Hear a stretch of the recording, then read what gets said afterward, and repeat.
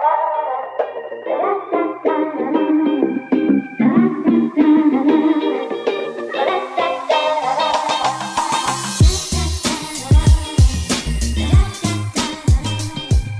and girls, ladies and gents, welcome back to the Not So Subtle podcast. I'm Colter Potter. I'm here today with Dane LaPointe. That's right. And Jordan Miller. Hello. Otherwise known as Jorsman's Millsman's. That's right. Dane, I've never referred to myself by that name. and you refuse to. Well, we will. And it will be recorded. Okay. Hopefully. Dane, Okay. You're back from the grave. That's right. And boy, It almost didn't even happen today. You're Look. a dead man walking. look, I'm half dead. I had a bad day. It wasn't a good day. you had a 'Cause I had a man. bad day. Taking one down. Who was that? James Blunt? I don't. James Bleasy, please. It could be. Actually, James Blunt, this is a small tangent, but he is aware of the fact that people hate him. And so on the ground... I don't hate him, but... No, but like there's a bunch of... Like apparently he's like a running joke.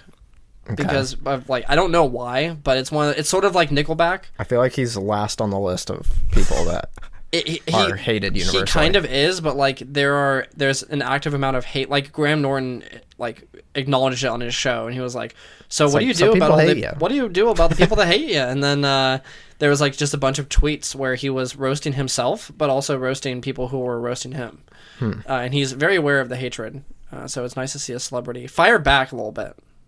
James Blunt Just corner. Very interesting. Look up James Blunt, the Graham Norton show, and he goes in. Guys, that's a little bit of the pop culture you're going to be hearing about on this That's right. program.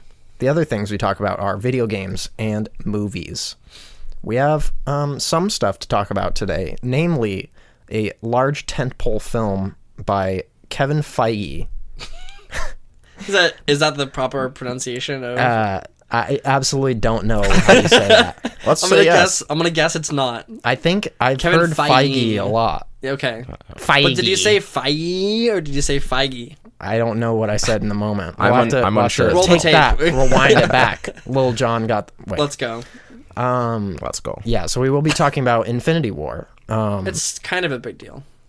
We all saw it. It's the greatest crossover event in human history. It didn't have Shrek, so it's automatically therefore, disqualified. It's not. It wasn't the greatest crossover event in dinosaur history. Not that? Earth Let's history. Oh. Just human history. Okay. Yeah, sure. Does that include Cro-Magnon? Yeah, they're humans. I don't know. Are they, though? I'm out of my element on this one. That's what we're don't going to be know. talking about, guys. Video games, movies, pop culture, Neanderthals. And Cro-Magnon. Proto-human history. All right, guys. My specialty. I know all about it. That's right. So, yeah, to start things off, I mean, where do we go from here? First, I'm going to say, Dane, what have you been up to, bud? What's going on with you in this intervening time? I've just been loving life. That's right. Just really honestly living the dream. And it's been a great time. Okay. That's great. I mean, I feel like that's the opposite of what's been happening. But... No, I mean, so last week I was just honestly sick. I didn't want to be coughing over your mic. Mm-hmm. And then I'm not sick, but like my nose is a little stuffed up. So if I sound like I'm a corpse with this, high quality mic, that's why. Mm-hmm. But no, I mean, I've been all right. All right. Yeah. Well, I've been okay. I'm here now. Yeah. We did talk about some stuff without you.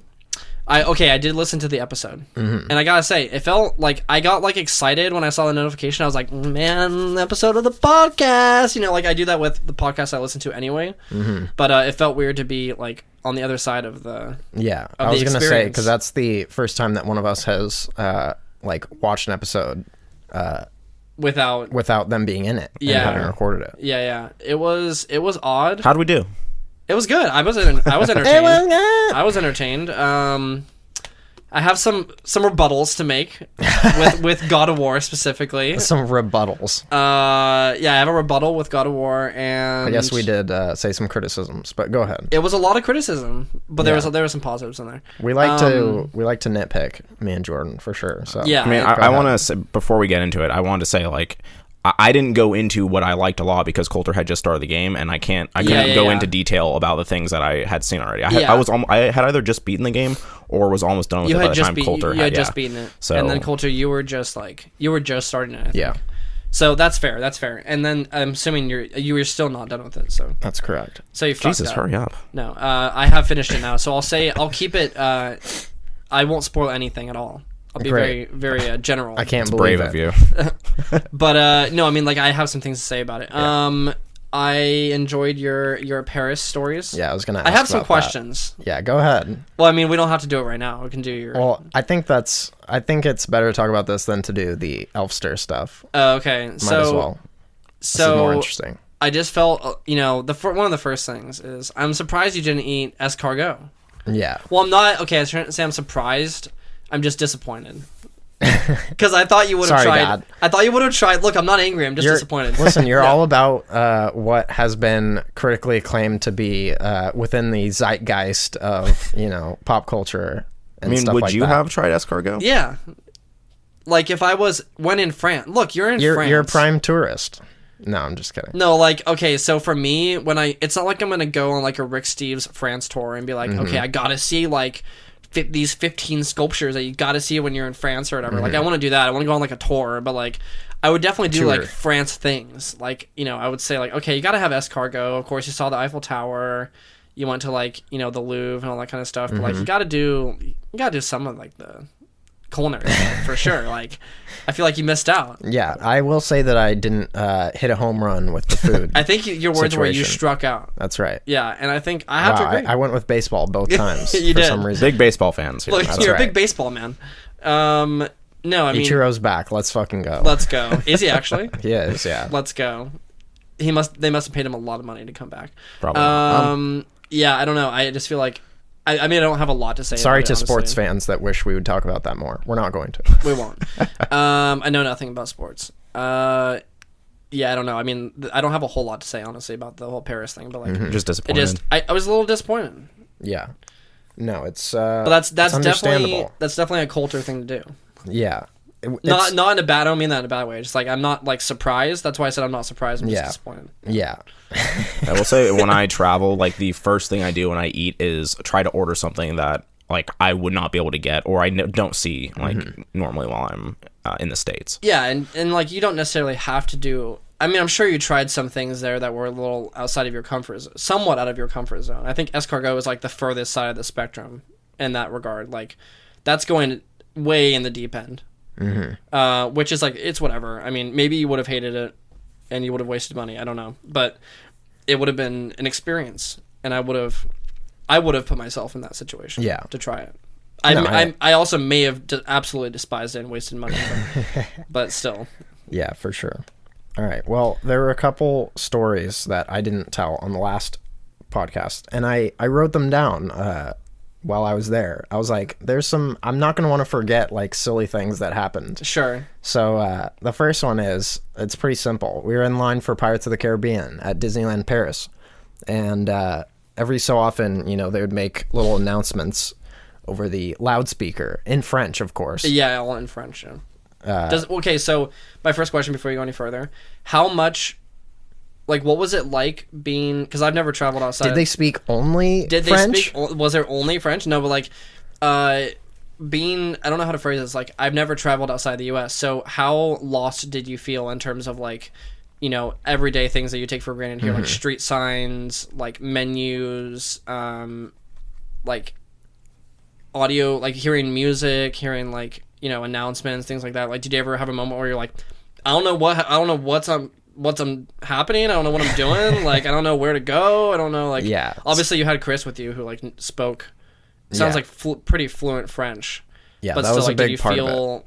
Did you feel like culture shock at all at any point where you're just like, I have no idea what's going on? Yeah. So I pretty much kind of outlined it. Like Chris, if I had to do it by myself, it would have been a way bigger deal, and I probably would have felt a lot more of that. I honestly didn't really have to get like exposed to like full. Not knowing what's happening. Yeah. So yeah, my brother like did the brunt of the work. There were some situations where we would have to like, buy a ticket to something or like, on the menu, like everything will be in French and you don't know what you're looking at. So it's like, what do I even order? Am I going to have to translate this whole menu or something like that? Yeah. Did you use like any apps or anything? No, I never like, I think I typed in maybe one phrase into Google Translate at some point. But yeah, that every so often there was like a phrase or like a sentence in French that I was like, no, this is like, I have no idea what this looks important and I don't have any clue. Yeah. And there's no translation. And then you brought up like street signs or something. Just general things like in the environment. Yeah, no, we used Google Maps for like everything. So, okay. Yeah, that wasn't really a problem. Okay. Yeah. The biggest anxiety was obviously ordering food. I feel like I would have like gotten a lot more food and like maybe bought more stuff or something like that if I had been less worried about like just talking to people. Yeah, just like looking like a dumb American. Yeah. I hate that so much. Yeah. And it's kind of an irrational fear, but it is. I've been conditioned as a white male to be superior. No, that's terrible. No, to like, well, I guess it's so okay. So for know what I'm doing in the world that I've been like inhabiting for this for like your entire life. Yeah. To not look like I'm like out of the loop. I'm always like in the loop in this environment. Sure. It's not like a race thing. It's just like I'm in the perfect environment for me. I was making living a really here. bad race joke right there. This is terrible. But no. So, quick announcement. This is not really set in stone.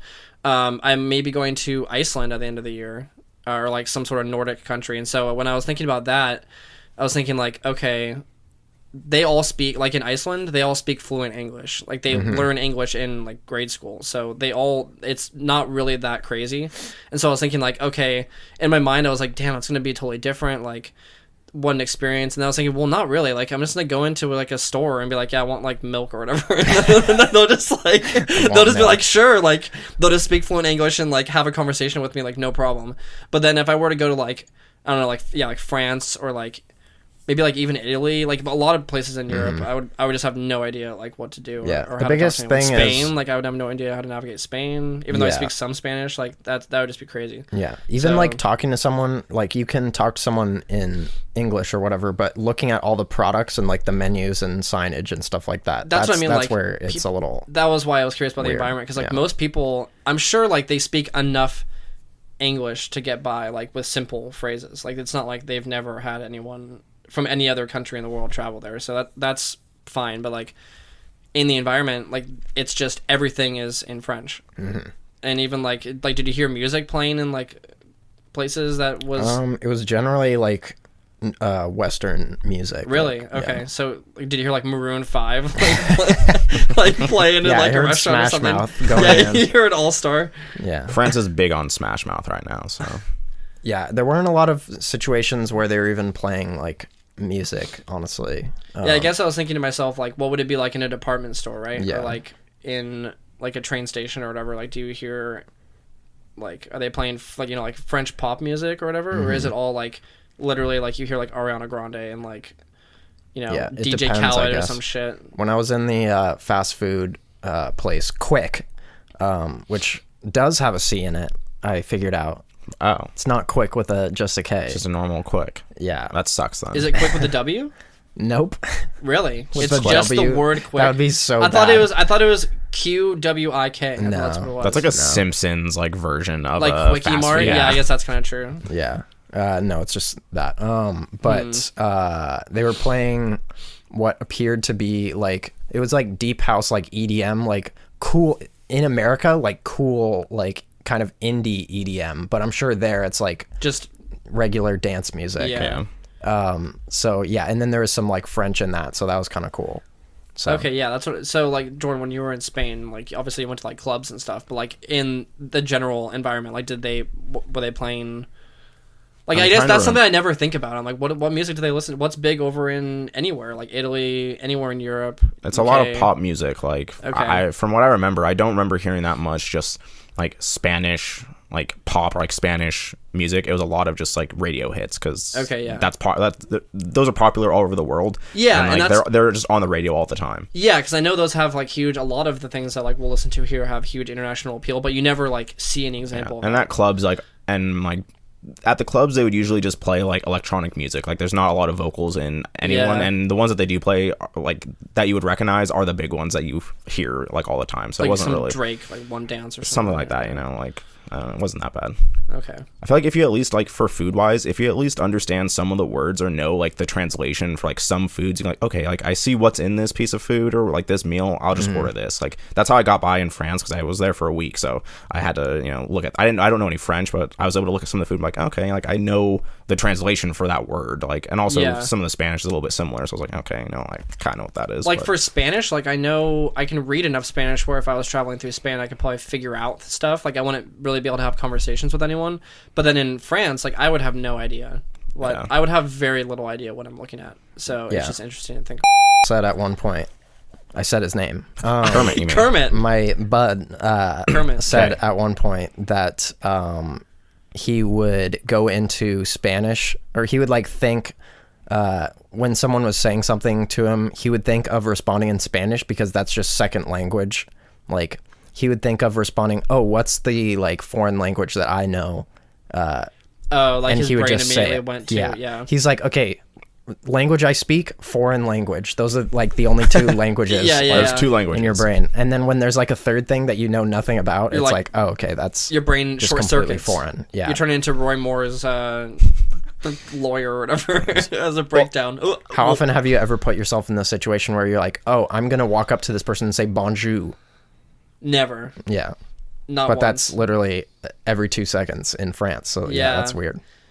That's interesting. So yeah, back to the story. Yeah, sorry, I was just really curious about that. We're in line for Pirates of the Caribbean, and she says this whole spiel in French, and then in English, she said, for some safety reason, no use flash. And I thought that was incredibly funny because it was just great. Like for some safety reason, man. We don't know. No one knows. They probably went into like for safety reasons. Yeah. Related to or maybe it's just that everything sounds like whenever you hear something in another language, you always think, wow, they said 1 million words, but it was only like 6 words in English or whatever. Quick question: was the Pirates of the Caribbean ride? Was it in French? Yeah. I mean, was the singing like in French, or was it still like the American? Good question. I feel like because on the American one they're singing "Yo Ho Yo Ho," Pirates Life for Me, like the entire time. I don't remember that being the case on this one, and because like if they were just doing it the whole time in French, I feel like I would have like known and like what they were been almost singing along with it like by the end in like phonetic whatever it is. But when you see Captain Jack and he's giving his spiel or something like that, he says a phrase in French and then he'll say a phrase in English right after that. Oh, that's weird. And he'll just like alternate like through his entire spiel, and which then is kind of interesting. Like right before you go down, like you start the ride, you see Napoleon Bonaparte just like chilling. Yeah, did they like Frenchify it at all? Nice. No. There was no like French flair. He wasn't like holding a French flag or something. No. Yeah, I mean that's interesting that you bring up Captain Jack because I haven't been to Disneyland since Pirates of the Caribbean was out. Yeah. Since Nam. Since I got back from Nam. Since Pirate Nam. Since the summer of '87. Summer of '69. That's right. Yeah, that's weird to think about. They have Captain Jack Sparrow on there now. Yeah, like Johnny Depp. Yes, Johnny Depp, Captain Jack Sparrow in several different scenes, which some people definitely find sacrilegious, and is a whole nother conversation. Yeah, I almost don't like that. And then there's a part where they have like a mist, like what do you call it, like smoke fog falling down, and then they project Davy Jones like saying some lines onto it. Oh, that's cool.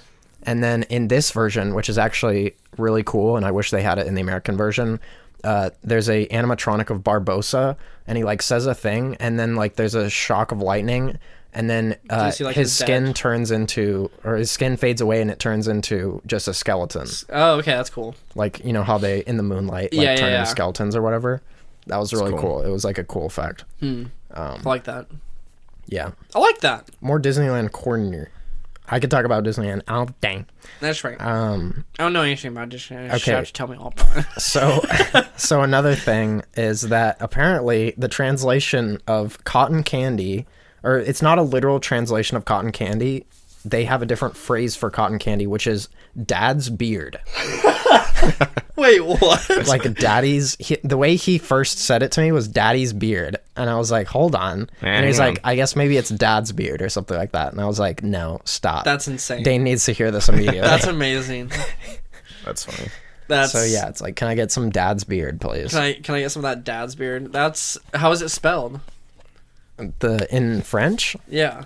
I have no clue. Okay, I can't but remember like the pronunciation is dad's beard. Yeah, or the translation, like it's. I see what you mean. I see what you mean. Okay, yeah. Okay. So like in French, it's dad's beard translated literally into English. Yeah. Okay. Yeah.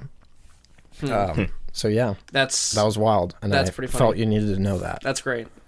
The last thing I have written down here is while we were in the Airbnb, like we were just chilling on our phones or whatever, like getting ready to go to bed, and out of the window, like we had to have the window open because it was like 80 degrees the whole time, and like none of the apartments or like buildings or any, or I mean, of course the Louvre and stuff has it, but air conditioning, like we didn't have it in our Airbnb, so we had to have the windows open, and so we heard like sounds coming from outside, and then you're like, oh my god, it's taken. We start to hear from like another apartment these girls like singing, and then it's like, wait, this is like really weird, and then we start to hear them like sing songs that we recognized, and then it's like, oh wait, they're doing karaoke like right outside the window. And so we were just listening to them, but they clearly had French as a first language and then English as a second, but they were singing like American songs. Yeah. Like I was trying to remember what is an example of a song they sang. They definitely sang like an Ariana Grande, and like, oh, they definitely sang like a Miley Cyrus song. Okay. And so it was so funny to hear them sing in the worst English ever, like with a really strong French accent. Yeah. So that was hilarious. Because French accents are pretty dang thick. Yeah. That's funny. So yeah, that was a funny occurrence. That's good stuff. We should have recorded it, actually, now that I think about it. Yeah. You should have set up your own karaoke machine and then started to out-sing them. That's right. Outperform them. And then they look up and they're like, no, these filthy Americans won't win. That's right. My homie, Kermit, as he's called, was looking out the window, and apparently he saw them, and like you could see them through the window. Oh wow. And I didn't come over and look, but yeah. I wouldn't feel comfortable doing that. Yeah. I mean, I probably would, but. And you know him, he just like, I was like, Did he like wave wildly? No, he didn't. Okay. But I suggested like, oh, you should like start singing or something like that, and then he like started singing along with them. Yeah. And I was like, no. I know please. Kermit. If I know Kermit, I know that he would do that willingly. Yeah. So that was a funny occurrence. That's good. And well, I'm glad you had fun. That's all I have on my list. And it's probably time to stop talking about that. All right. Jesus, Colter. God. Oh my God, you wasted the entire fucking podcast. Let's just start over and do Elfster. That's right. Yeah. Well, all right. So the first question is, what's your biggest fear? I'm just kidding. Going to France and going to France. Going to France. And asking someone anything because I am scared of them thinking I'm a dumb American. That's right. That's my greatest irrational fear. Let's go. Let's go.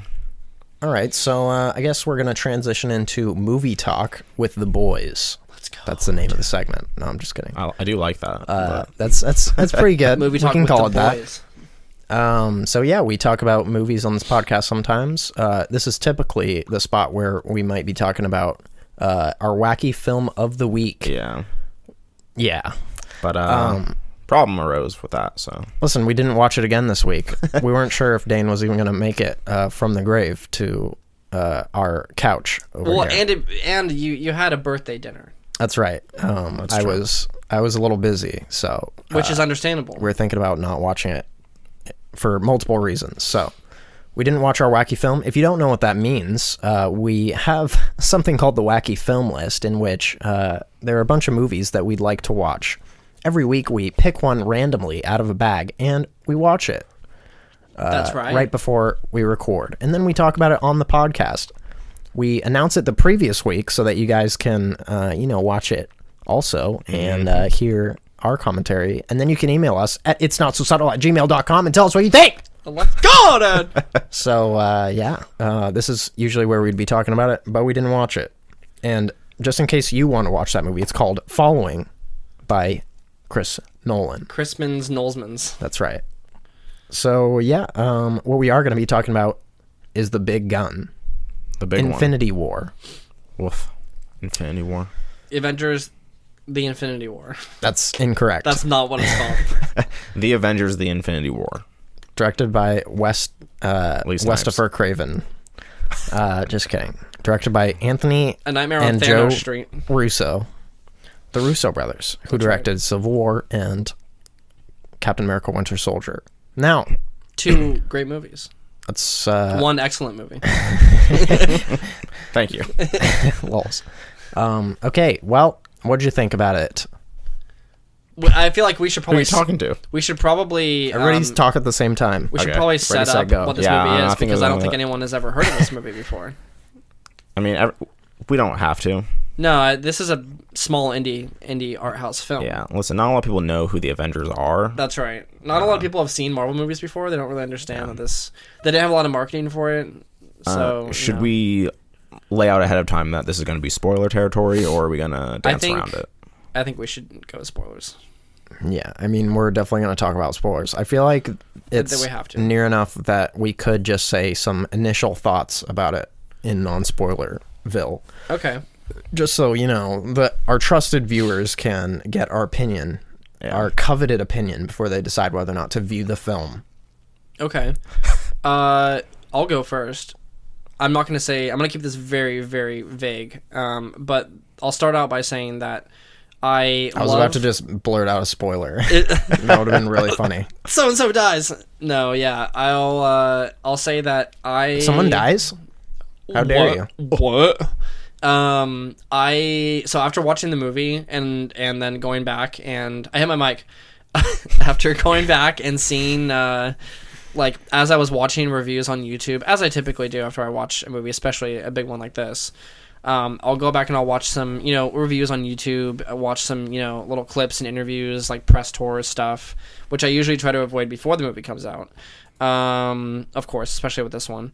And I have to say that I really appreciate the way that they cut the trailers together, and the way that they kept the, I would say like 90% of the movie under wraps. Yeah. Because going into the movie, every Marvel movie you kind of expect a certain formula, and of course this has a lot of those, but a lot of like the tropes, if you want to call them that. But I did not expect the direction that they took the movie in. Like I didn't expect like the actual main plot of the movie. So I appreciate Marvel, and I'm assuming the directors and maybe even the cast for committing to such secrecy for the movie, because I was pleasantly surprised. I'm interested to hear you elaborate on that, because I don't know if I agree with anything you just said. No, I'm just kidding.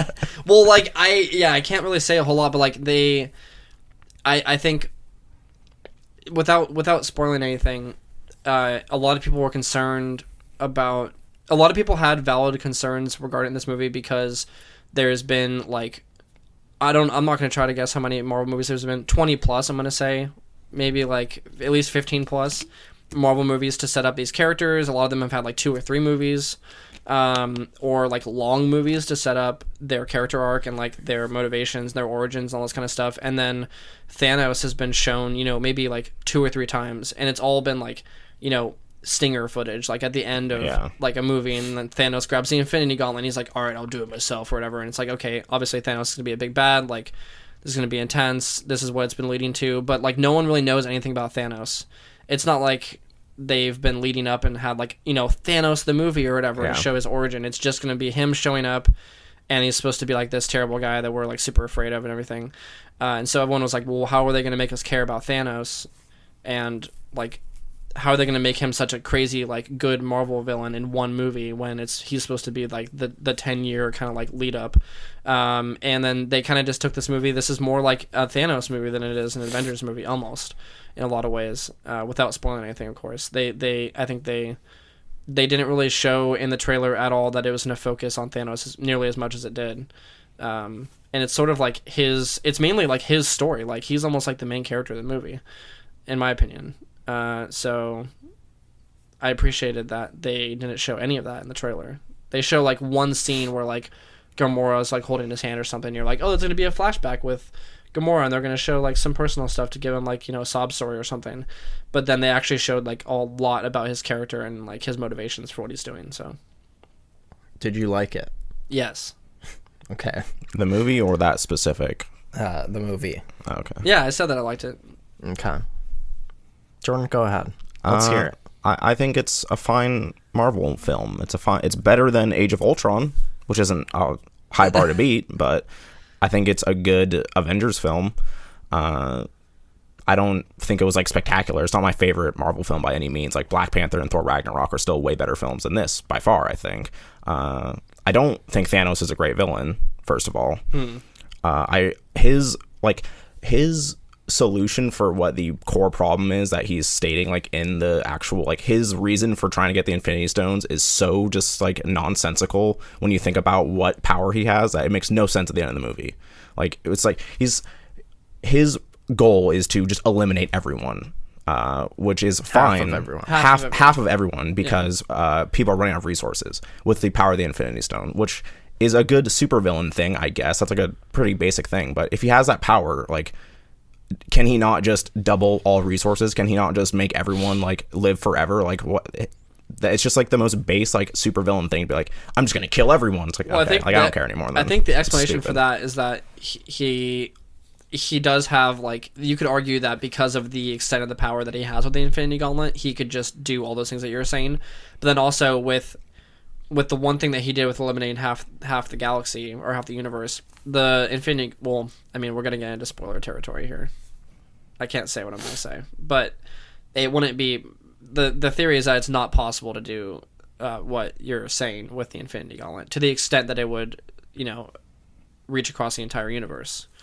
No one, I mean, that's just clear speculation. No one knows for sure. They never like laid it out and said, these are the rules of the Infinity Stones. You can only send out, 4 million resources to wherever with this power. They don't really say that, but there's talk about how that wouldn't really be possible, but I don't know. Yeah, it's just, and I feel like he could have, like, they do a good job of explaining his story throughout, but I also think that the rest of the film, like the rest of the heroes, like it's split up into like so many different stories that it's hard to like care or focus so much on one group because it's so like quickly jumping between them, and like each part is happening so fast. I was like, oh, okay, great. Like, oh, Captain America, oh, and it just keeps jumping around. I'm like, okay, like this is fine, and I expect that because there's like 20 different heroes at this point, and so you kind of expect that to happen. But there's just not a lot of like the screen time between every hero is so brief that I was just like, oh, okay, like that was a great like thing. Like I just wanted like more of the heroes I actually liked instead of just having it split up in like so many different groups, because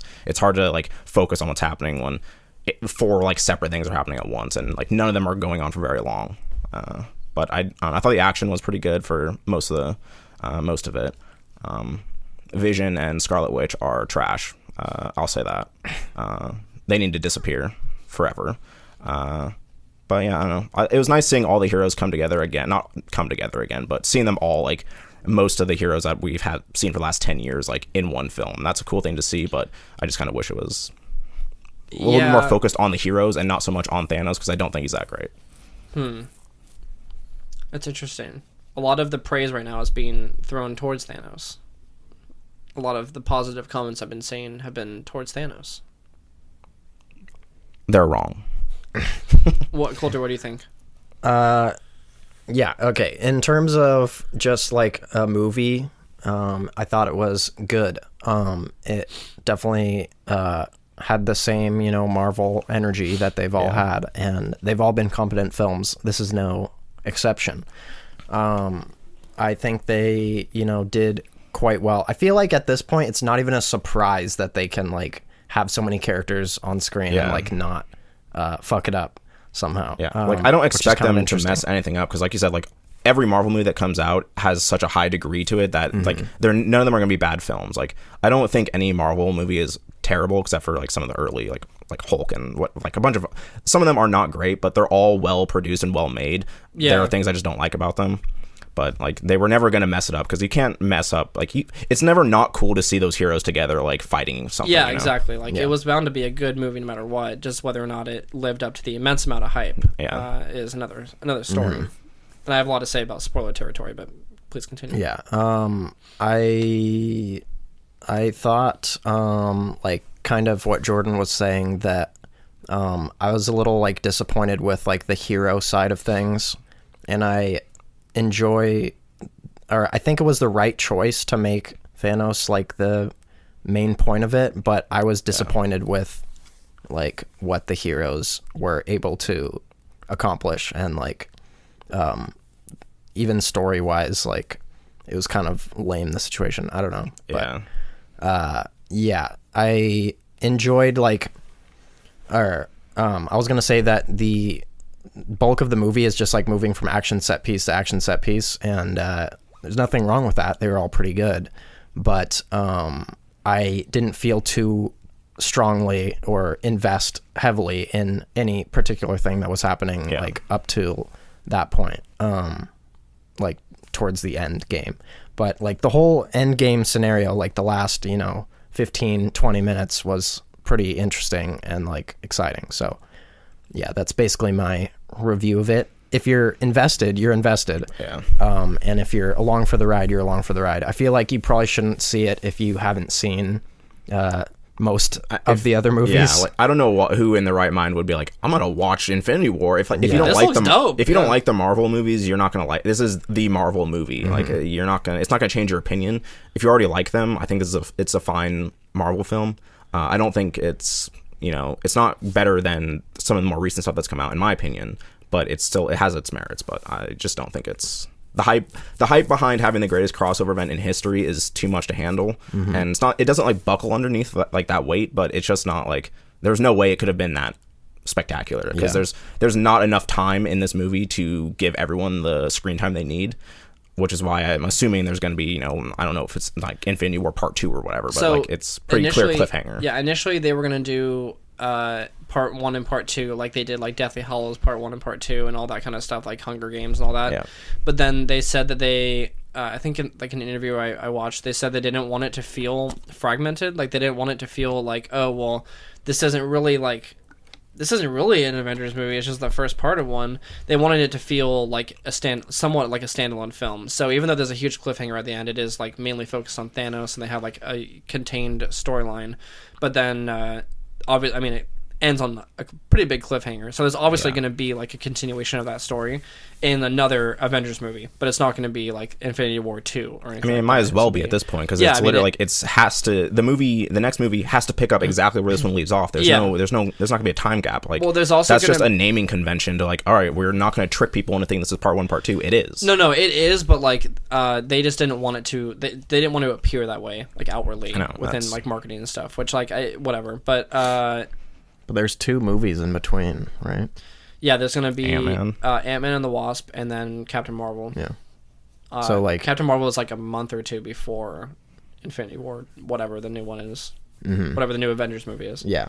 So, but I mean, there's definitely gonna be time in between the events of Infinity War and the events of the next Avengers movie, in which like Ant-Man and Captain Marvel will probably take place in like. Well, I think Captain Marvel maybe, but Ant-Man, like from the trailers, it doesn't look like whatever events have happened in Infinity War, like they've made no mention of that during the Ant-Man trailers. I don't know what timeline. I didn't watch the full trailer. Ant-Man may lead up to the end of this movie.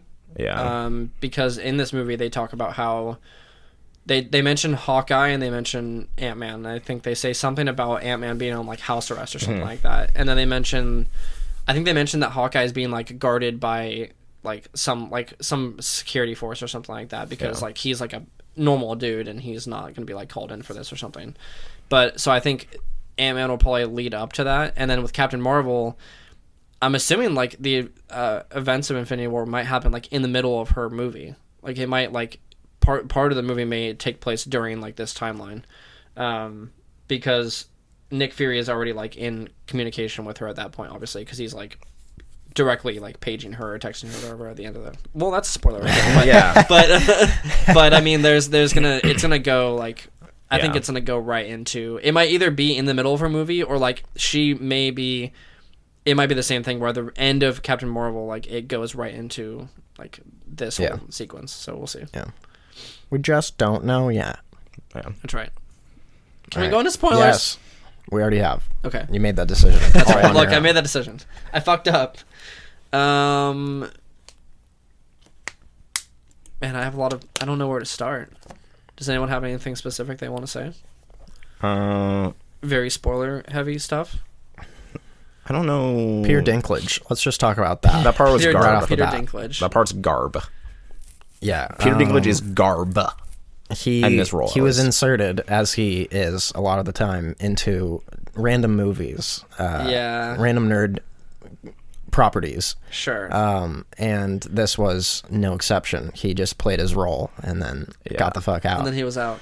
That part, I was just like but he was a big dwarf. He was a big boy. He was a big small. He looks really. He was a big small. His haircut, terrible in this film. It looks really stupid, and just like I don't know, that whole sequence, I was like, okay, like I get that Thor needs a new weapon, and that's a cool thing, you know. Like, I want to see Thor get his axe. Like that's pretty awesome. That sounds dope. Yeah. But they could have just built the axe. Like it doesn't have to be. That whole sequence was like, okay, I would have cut Thor's part right there for a longer sequence than just about any other part, because that part, like, there was no stakes in that one. Like Thor's not going to die getting his axe. Obviously, you know, he's not going to be killed during the middle of the movie like that. I was like, unfortunately, just get the we axe. do like need to see him get that axe. But I wish he would have just like. It's like a pretty big plot, and in the comics, like that's a pretty big plot element. Like too. That's cool. I just wanted him. He could have just gotten the axe and like been whatever. Like that part didn't need to be a life or death situation because it just was wasteful. I think the way that they added some element of not suspense, but like some element of like, you know, drama to him just getting like a normal weapon from a forge was interesting.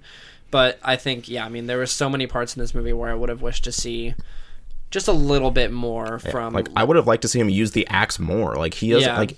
That was the other part, is like there's so many cool action sequences, but they're all so like you have to jump between so many characters that like none of these sequences I can call out in my head like, oh, that was like really awesome, because they're all like group events. There's no singular like there's no part like Thor was like, oh, I'll jump in the air and do my like lightning whatever, and like that's cool, but that's one scene, and also like not nearly as cool as anything that happened in Thor Ragnarok. Like it's just kind of a shame to see that. A lot of the things in this movie are like it is setting up like clearly like there's going to be some other confrontation between them and Thanos, like, obviously, but a lot of this is, which is the thing where it's like, well, it pretty much is a part one of, you know, a greater tale, but I think knowing that they have to do a lot of setup for in multiple ways, like they have to set up relationships between characters that are just meeting. They have to set up, you know, like an overarching storyline of all those groups working together, like either knowingly or unknowingly towards beating Thanos and all this kind of stuff. Like they have to set up a bunch of different like little chess pieces. So I feel like considering the fact that they had to balance like, you know, Doctor Strange meeting, you know, Tony Stark, and like the Guardians meeting Thor, and like all this kind of crazy stuff where it's like these major characters are meeting together, but they also have to continue a plot line. Like I think they did a decent job of like having the, you know, like quippy, you know, like witty dialogue and all that kind of stuff, like mostly good writing between like the characters that are first meeting, but then also kind of like ushering them towards like a plot. Like they very easily could have gotten bogged down and just like, look, it's Spider-Man fighting with Doctor Strange, but it's like all that stuff is happening while like they're moving through the narrative. So I thought they did a good job with that, but it's like a lot of this stuff is not rushed, but it's like it just happens so fast. Like Robert Downey Jr. or like Tony Stark and Stephen Strange are like right away they're like butting heads and stuff like that, which is natural. They're both like douchebags and all that kind of stuff, but like they both go into it right away, and then Thor and the Guardians are already kind of like at odds with each other, sort of, and like they all these relationships start so quickly, and then it's just you're into the movie. So it's not bad. It's just they have so much ground to cover. There's too many heroes, and there's not enough time to give everyone like the time they need to actually make like their relationships matter. Like Vision, I swear to God, Vision and Wanda or Scarlet Witch or whatever. Did that relationship happen in the movies? Like, I don't recall any of that. And also, like, they got so serious over the past, like, from Ultron or whenever they appeared that to was now. in Civil War. Yeah, there was a fair amount of that in Civil War too. I remember nothing of Civil War. Is probably the problem. But I just, their relationship is so just like, that's like the biggest, just like, we need a story point to continue this, and like, I just don't believe, like, there's zero fucking chemistry between them. Remember when Vision's garbage. Remember when they were in the house and like the Avenger house, and like Vision and Scarlet Witch were there, and they like were cooking. They were doing whatever, and then Hawkeye came in and he was like, "I'm gonna shoot you with my arrow," and then Scarlet Witch was like, "Nah, fam, I'm gonna like swivel your arrow out of the way," or something like that. And then there was like another person, and then they like barreled through like the bottom, like the floor of the house. Didn't that happen? They went through like multiple levels. Because the whole thing was that at that point, Vision was siding with Tony Stark, and Scarlet Witch was siding with Captain America. I'm pretty sure. Sure, I don't remember that. Well, I don't know. What the whole thing was that Hawkeye had to get Scarlet Witch out of the house, but Vision was guarding her, and he was on the side of the government. I'm pretty sure, and so they had to get Scarlet Witch out of the house with Vision like fighting them. So that was like the beginning of like the rift or whatever, and then that was like before the airport scene. That was like them getting Scarlet Witch to the airport. Okay. Yeah. But there was like a whole like love, like relationship. Yeah, it's like a weird. It's not even really a relationship. Like they don't really show them like. There's no relationship building. It's just like there's this like love, They clearly are supposed to have one during Infinity War. I was like, I don't believe it. Like, it's terrible. Well, there's also a lot of time that has passed. Yeah, that they don't show. That they don't show. That's what I'm saying. All that relationship building happened not in the it just happened in the background of the films that occurs. Like, okay, I'm just supposed to assume that these people are in a happy relationship. I don't believe it at all. I hate Vision. I don't hate him, but I'm not very interested in his character. I don't think they did him justice because he's a very popular character. I think they fucked him up, but they just fucked him up. I think they did. Like he's bad. Like when people heard that Vision was gonna be in the movies, they like shit their pants. Like when they're like, dude, he's gonna be in Age of Ultron. It's gonna be lit as fuck. And it's like, well, it's not really. Like he is just annoying. Like he's not a cool character. Yeah, he's not a cool character. I kind of like, honestly, to the argument for Vision here. I do think that I like just the feel of him being a complete enigma, but being so powerful.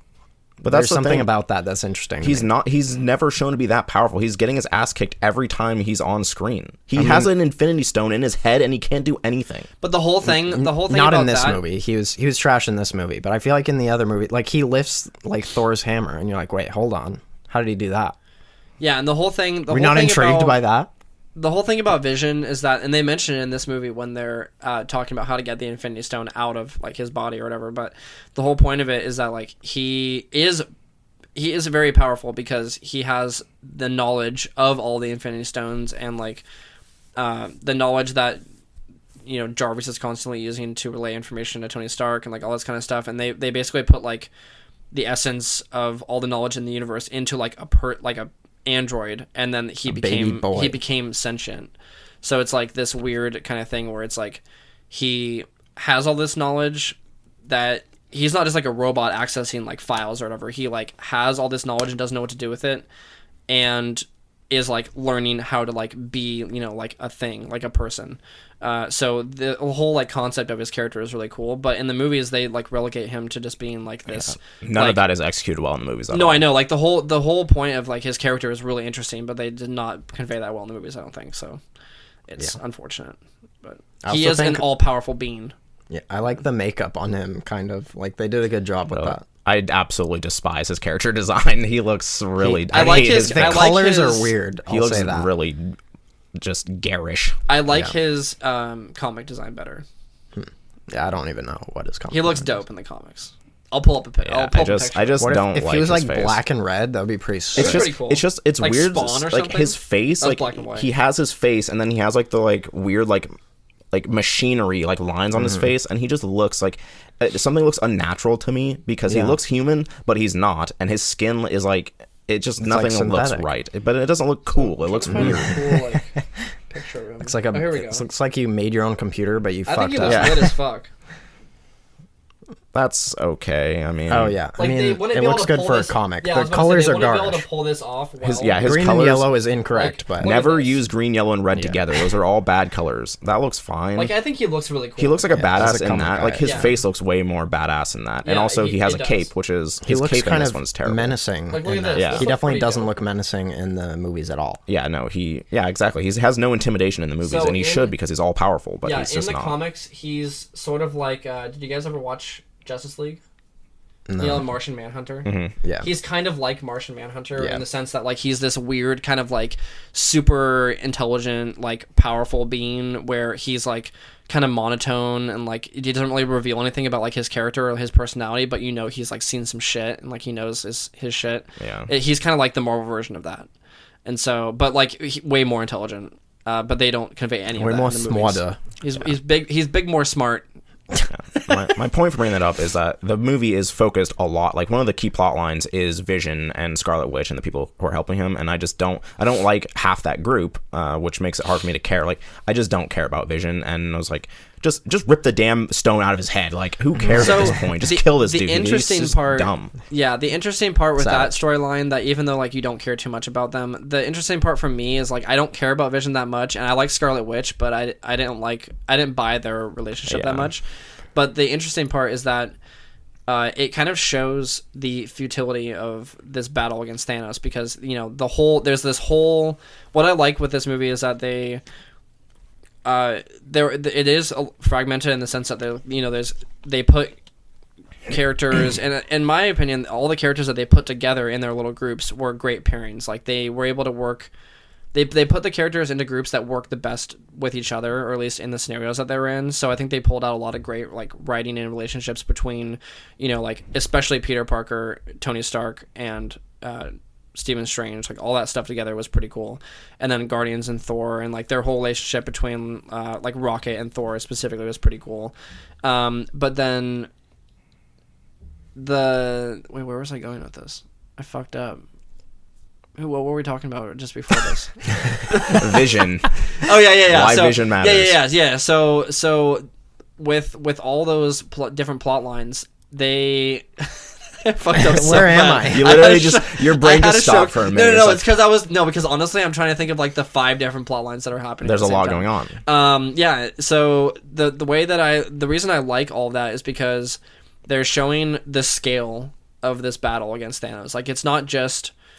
You know, there's never a scene where, except for maybe like the Wakanda part, this is probably the closest they get to it, but there's never a scene where every single hero in the movie is like ganging up on Thanos they're just like kicking the fuck out of him or something, and there's like 20 people fighting him or something. By that. I was a little disappointed by that too, but then also like it is a realistic take on it, I think, and it's not like, it's a comic book movie, so you want to see them going in on Thanos, and that happens at certain scenes, but like the fact that all of this work and all these, you know, operations are being done like literally across the galaxy on different like planets and things like that just to take down Thanos shows like the scale of the conflict, which I really enjoyed.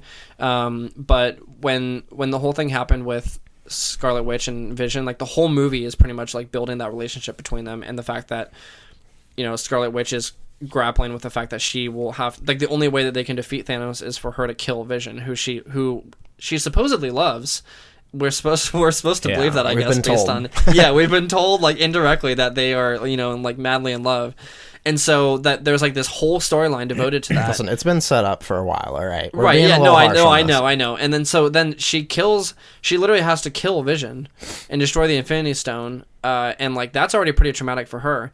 And then Thanos rolls in and he's like, well, like, I need that Infinity Stone. And then he just reverses time, and the fact that she just had to like kill her, you know, love means nothing, and he just picks up the stone, and then they both end up dying anyway. Yeah. So it just shows like love is futile. Yeah, well, it's just like whether or not you buy that relationship or not, Thanos it just was shows Jordan in that moment. It just doesn't feel anything. That's the only time I agreed with his perspective in that movie. I was like, yeah, I don't give a shit about these people. Just yeah, but reverse like time. it just shows them. Jordan like, laughed hysterically when he murdered Vision. He's like, yeah. No, I still started clapping at that point. That's the only time I've clapped in a movie. I was like, yes, goodbye Vision, and then everyone else. Goodbye Vision. Goodbye, buddy. No, but like I think that definitely shows just how like merciless Thanos is, because at that point, and also to be fair, at that point Thanos has lost. Well, he a lot needs that too. gem. Then he really needs that gem, but like there's almost like this tragic element to Thanos. We haven't talked about Thanos. He is sort of like this tragic villain in like a true sense of the word, because they show him grappling with the fact that like he's this far in. Oh man, I have to kill all these people, man. Well, it's like he's this far in. He already killed Gamora. He already killed his daughter. Like he is pretty much alone in this fight. A lot of his Black Order has been killed off. Like he just kind of, he even acknowledges like, well, this has been a shitty day. Like he literally says that, or not. He says like this has been a taxing day or something like that. And yeah, like by that point in the movie, he's too far in. He's not like he's gonna do what he has to do to get that Mind Stone. Yeah. And so he just this whole plot arc was just washed away because Thanos doesn't give a fuck. And I think that's a cool way to show the stakes. Like in the narrative itself, there's just parts of it mean nothing after Thanos comes in. I think I like that kind of. I mean, I don't know if it sets up stakes, because I still feel as if even at this point, like, and I told this to Colter, I've said this before plenty of times, I need a Marvel movie to make me care about a character, and one way to do that is make me worry that they're actually going to die. Yeah.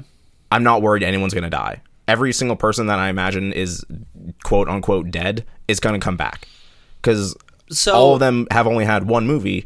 I know for a damn fact that Black Panther's got a second movie coming. Like everyone's Spider-Man, coming back. They're gonna exploit Spider-Man. It's like okay, great. Like the whole part of Spider-Man, like crying to Tony Stark. I don't like that relationship. That's one of my other hated relationships in that series. Man, is that makes me angry. Tony Stark and Peter Parker. It's just complete trash. Like and when he was just like crying, I was like, Jordan saying that. Yeah, I don't like that at all. I think it's a terrible relationship, and it's completely unnecessary. I have a big problem with Peter Parker because he's the actor. Yes, okay. The actor is 21, and he's playing a character with the maturity level of 12, probably around 3. Okay, no, listen, he's really. I was like conservative. He's I like don't 13. agree with any of this. He's the babiest little child I've ever met in my life, and yet he has the body of a 21-year-old, and it's just such a disconnect that I'm like, I can't believe this or care, and none of his jokes are funny. That's the final straw, Colter. Man, but I agree with you. So yeah, you were laughing it up at all of his jokes, man. I mean, yeah, I just busted a rib when he brought up the aliens reference. Fuck, that's funny, man. I think they were a little heavy-handed with like, you ever seen this old movie? Like, I don't like that, but I laughed at his quip about Footloose. What did he say? Where he was like, is Footloose still the greatest movie known to man? And then Peter Parker's like, it never was. Yeah, like, I mean that was just him being a regular human being. He was just speaking the truth. Yeah, I think I completely disagree with everything you said. My point, I don't like Peter Parker's character either. I don't relate to his high school like child problems at all.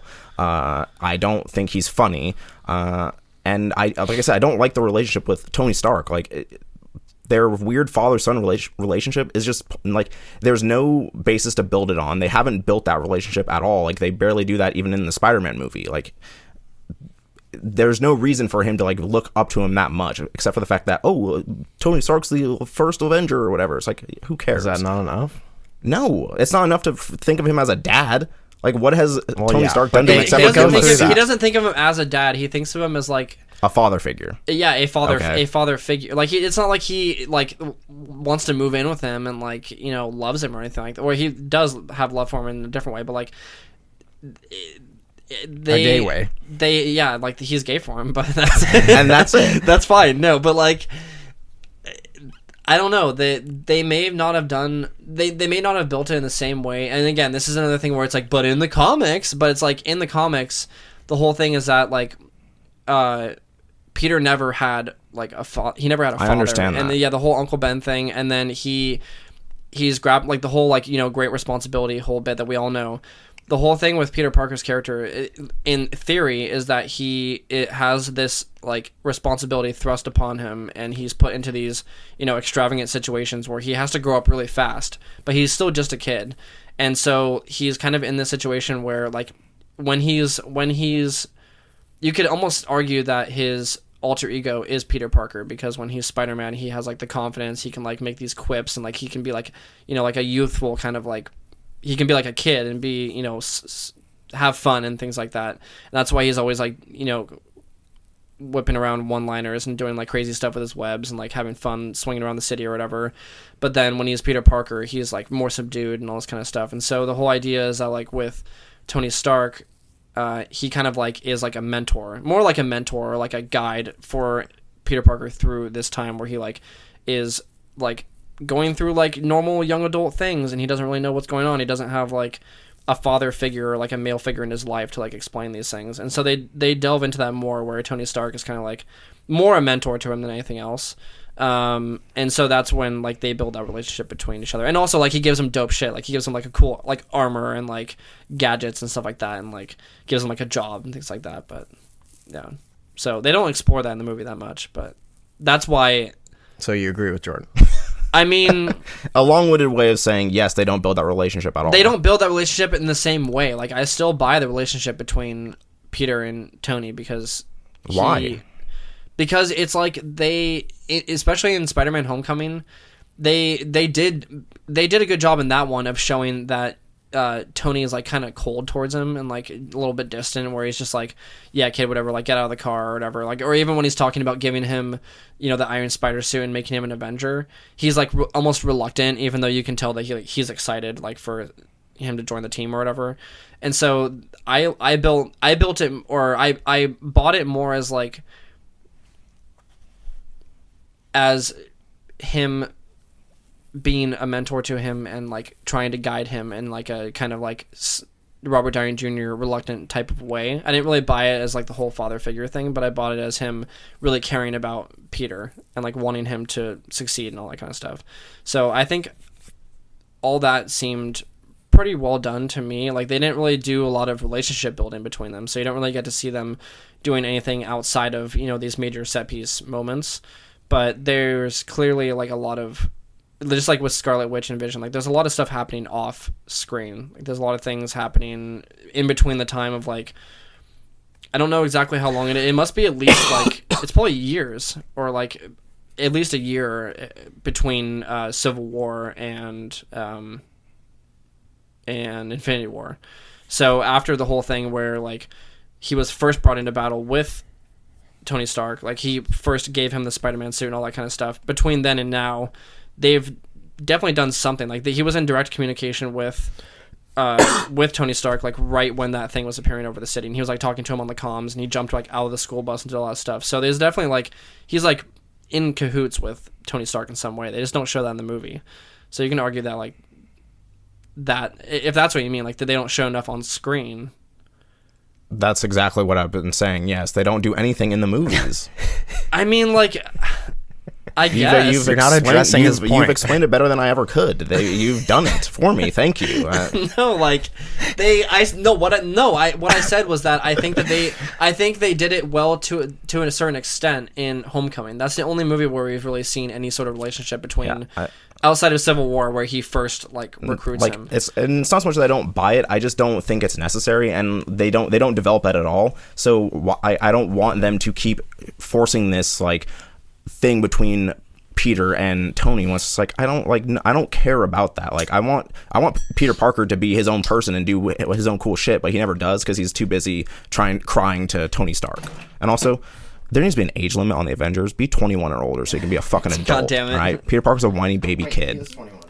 Oh, you're right. Body. He's just a man-child. So grow up, Peter Parker, and sack up.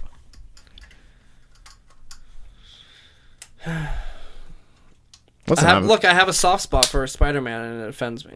I loved Spider-Man. I don't like the new Spider-Man. I don't like him. I don't like Peter Parker. I don't like Spider-Man. I think he perfectly captures the essence of Spider-Man. I think he perfectly youthful captures a small whiny child. He's not even whiny. He's 100% whiny. He's when did he whine baby. in this movie? Every time. No, he didn't whine a single time. Please let me fight. Please. No. When he gets sucked off by the parachute. No, I want to fight with you. Shut up, Peter Parker, and grow up. That's him whining. No, that's Tony Stark caring about Peter. I don't know that he ever whined, but he did. He's just childish. I'm going to say it. He didn't whine a single time in this movie. Okay. Sure. He didn't. He certainly did in Homecoming, but I don't know if he's whiny. I don't. I mean, he's incredibly immature. Yeah, we'll say that. He's an immature child. He needs to grow up and be part of the Avengers and protect. I don't think he's immature. Okay. What was immature about him in this movie? His jokes, his demeanor, him crying like a little baby when he's about to be fed into existence. That was harsh? That's I don't worst, care. That was a touching scene. Yeah, it was supposed to be touching for people who like Peter Parker. But. That was definitely a touching scene. He wasn't immature at any point in this movie. Him viewing things from the eyes of a young man is not immature. He's immature. That's just him being literally a young. He's literally like 17. All young people are immature. He's supposed to be like 17. He's an immature person. Too old to be doing what he does. What was he doing that doesn't make any? I completely disagree. Listen, he has a lot of responsibility. Act like an adult when you have the responsibility. You have the responsibility. Lives on your hands. He has a lot of responsibility thrust upon him. Deal with it. You put yourself in that position. That's the whole thing, Spider-Man, though. He's dealing with it the way that he is, and like an immature child. If he's not, though, like there's no point in this movie. There's not a single point in this movie where he's immature throughout the entire movie.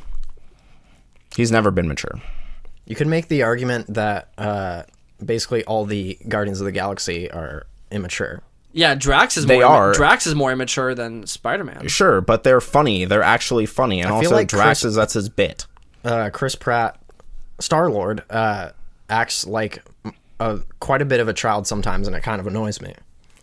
Especially in Guardians of the Galaxy 2 also. Yeah, well, I hated that his jokes get old in that, or his shtick gets old in that. But I do think he plays like the goofball part well. Spider-Man, I just think his jokes when he actually does them are not good. Like they're not funny. He's very corny. He's corny all the time. But that's just Spider-Man. Okay. He nails Spider-Man perfectly. Okay, I guess I hate Spider-Man because he's a corny fuck then. I don't understand. Tobey Maguire wasn't corny. Listen, we have to get off this, guys. We have to talk about bring back Tobey. Okay, look. I disagree with everything that was said about Spider-Man and Tony Stark, so we'll leave it at that. And you are the optimal human, so that's right. Bring back Tobey Maguire. I'm personally offended by your guys' remarks about Peter Parker. You're personally about your idol, Peter Parker. I'm offended. Your idol, he's my 16-year-old boy. He's my damn Peter idol, Parker. all right? Our views about something that doesn't affect you in any way have deeply offended you personally. This is my life. This is all I have. So let me have this. Our views on something that don't affect you have personally attacked you. What was your guys' favorite scene? When Peter Parker disappeared. Fuck you. I do think that the whole end part was my favorite situation. I enjoyed the Thanos fight with the Guardians and Iron Man and Spider-Man and Strange. That part was I like that. I mean, I like that was that. all right. It was kind of a clusterfuck. Like I didn't. Yeah, but I just like because that was like the one part where I was like, okay, this group is the group that has to stop Thanos right now, otherwise everyone's doomed. And once things slipped out of their hands, it was like things are going downhill, and then they did from that point on. After that point, it was like, well, they're sorry, fucked. People. When you get back to Earth, boys, I'm sorry, everything's gonna be fucked. My favorite scene was actually the conclusion of that scene where they had Thanos on the ropes and they were pulling off the gauntlet. And if you remember in the movie, all music stopped. There was no music. There was no like ambient noise or anything. It was just Tony, and like you could really feel the desperation in that moment. I thought that was easily the best like acted scene in the entire movie, where he's like, we need to get this off, the guys, like you need to help me with this right now. And he is like actually scared of what's gonna happen if they don't do this. And so they're like pulling, like with all their might, they're trying to pull this gauntlet off of Thanos, who's like, even in this moment where he's just getting fucked by like 6 people or whatever, he's still holding his own and he still has immense power. And so they're like, all right, we need to get this, we need to go, we need to like leave this planet. And so they're trying to get that off of him. And then the whole confrontation between Star-Lord and Thanos, where he's like right up in his face, and then we find out that he killed Gamora, and Thanos, or then Star-Lord goes off. Like that was we don't find out, but he does. We already knew. Oh yeah, but like, you know what I mean. So that was easily the best scene in the movie, like bar none. I like that sequence. Really? Best scene in the movie. I think it was the best acted Yeah, sequence. I'm deeply offended by everything you just fucking said, and I want you to Take it back. No, but like, come on, that on was a personal level. That was the best directed and best acted scene in the entire movie. I honestly think that the final thing was way more of a standout, like, direction. And, you know, when Thanos is like walking through the forest and stuff. yeah, when they were like pretty cool. going at him, and it's like again they basically cut out all music, and it's just like really airy, like echoey sounds, like while they're like coming out, because they're slowing down, like slow motion or whatever. I think he's slowing them down with the. Well, yeah, whatever. Things move like slower, and then like when you see Hulkbuster like float through him and become like a nebulous thing, and then get like stuck inside the mountain, I was like, oh shit, like he can't be stopped. Yeah, and then everybody else obviously dies. Falcon, or everybody falls to the wayside. Falcon had no chance from day one, even with 0 Infinity Stones, he couldn't do anything. Yeah. And then Falcon is garbage. He does a better job than Hulkbuster at doing any damage to Thanos, which is a tragedy. yeah, that's true. No, but I really liked that scene where everybody was running at him, and then he was just like, he like twiddles a finger, and then they just like, see fly you later. off. Yeah, I did like that one too. I didn't. The one thing that makes me not like that one better than when they were on Titan fighting Thanos is just that you knew at that point that no one was going to stop him, and so I kind of was like, I knew that was the end of the movie at that point. I was like, okay, like, this is just like. Well, to me, that was more of an oh shit like situation. That, I mean, that's kind of rote. You're right. It's kind of rote, like, you know what's happening, but also I feel like when they're fighting him in the previous scene on Titan or whatever, you know that he's going to get all the Infinity Stones. Like, maybe what is this movie without him getting all the Infinity Stones? We didn't know. I didn't. Maybe he like I had assumed at that point. I was like, okay, well, obviously they're not going to stop him here. But I was like, who knows what happens? Like the part that you're talking about, like hits it home, like really like tells you, like, all right, this is it. But like it was that moment when they were done, like when like Star-Lord like hits him in the head or whatever. It's like, oh, like goodbye, like goodbye. Yeah.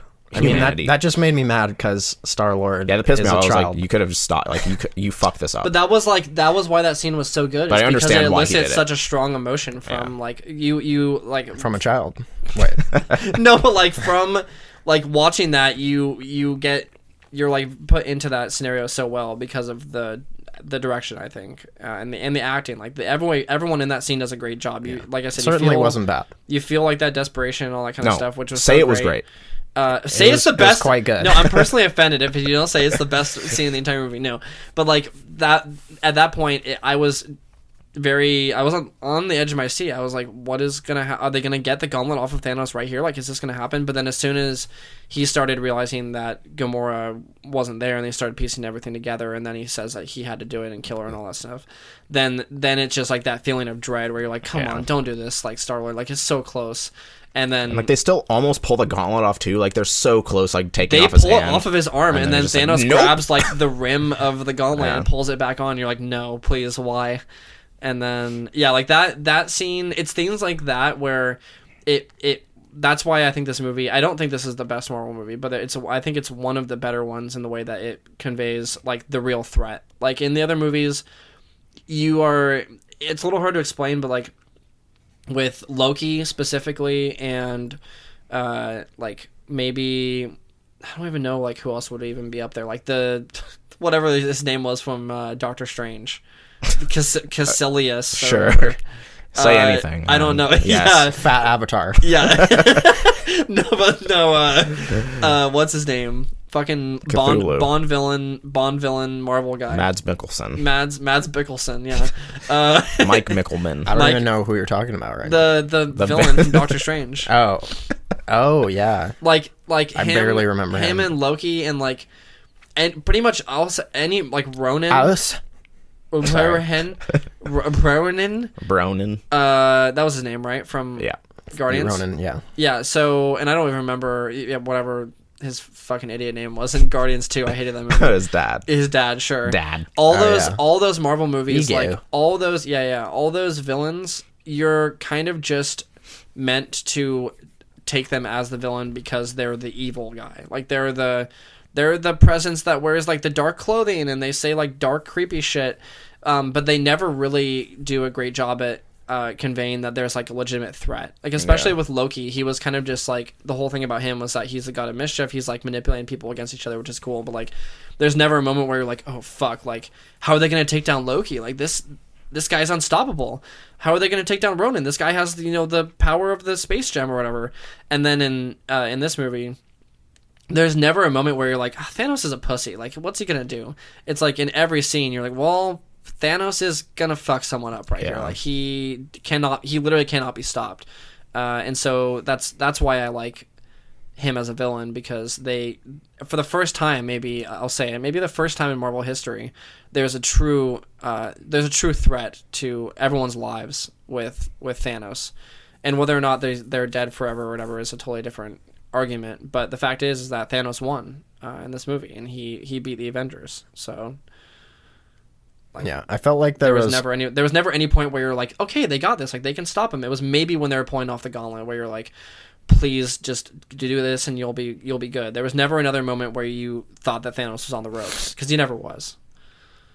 So there was I felt like there was a lackluster performance from the Avengers in this film. I was saying to my brother, I wish they had like a better plan, like put some sort of plan together. That kind of goes along with they never like grouped up all together, and that might be part of this is like a 2-part situation, and like obviously they're gonna like figure something out next time. But like I wish they had put more of a real like plan into action and then failed. Like since their only plan of action is like punch him as many times as you can, there's like, of course they like failed. Like he can like outmuscle them, and then once he has like stones, like he can do whatever he wants. Like he doesn't even have to out punch them or whatever. And they just like had no plan. So that kind of annoyed me. I agree with you, but I think part of it is that because he has some of the stones at the start, he can like get to anywhere he needs to incredibly quickly. And like his ship can go like anywhere he wants to. So like the time between when Thor is being beaten down and them getting to Earth is just like a snap of his finger. And so it's like they don't really have that time to build a plan.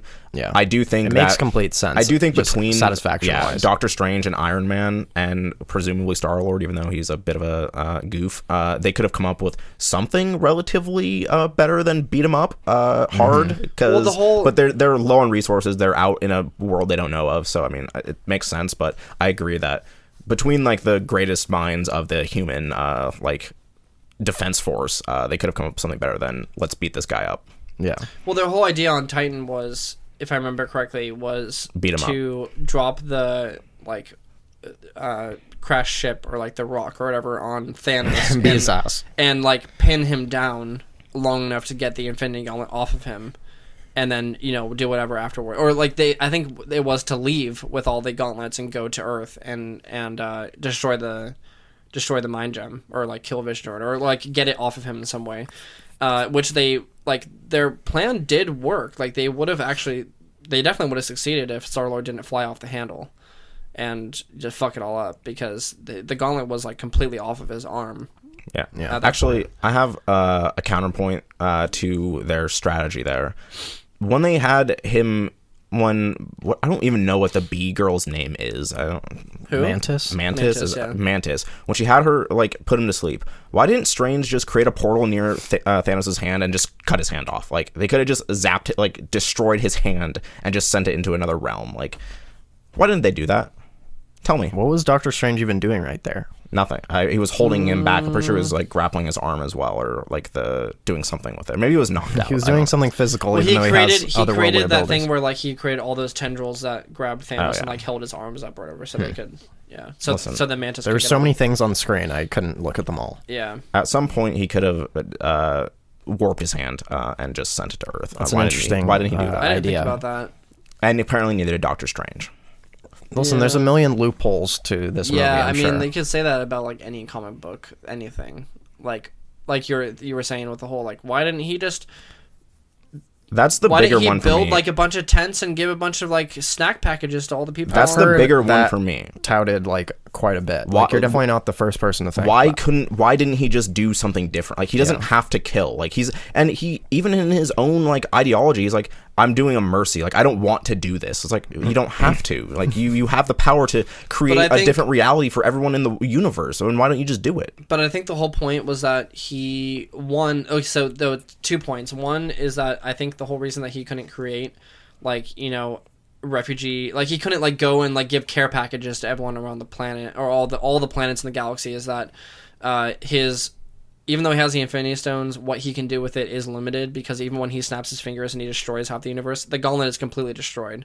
So you could argue that, like, well, that will probably take a lot more energy. Like, destroying half the life in the galaxy would probably take a lot more energy than giving resources to every life in the galaxy, and that would be something that you like. That's a really nitpicky thing, but like, I guess the argument is that he can only do so much with that power, and if like he doesn't have to choose to destroy half the galaxy. But my theory with this is that he was already we don't know like how long he was conquering planets, but he was doing it long before he had the Infinity Stone. Like, it even shows it in that flashback when he destroys Gamora's planet and like Drax's planet.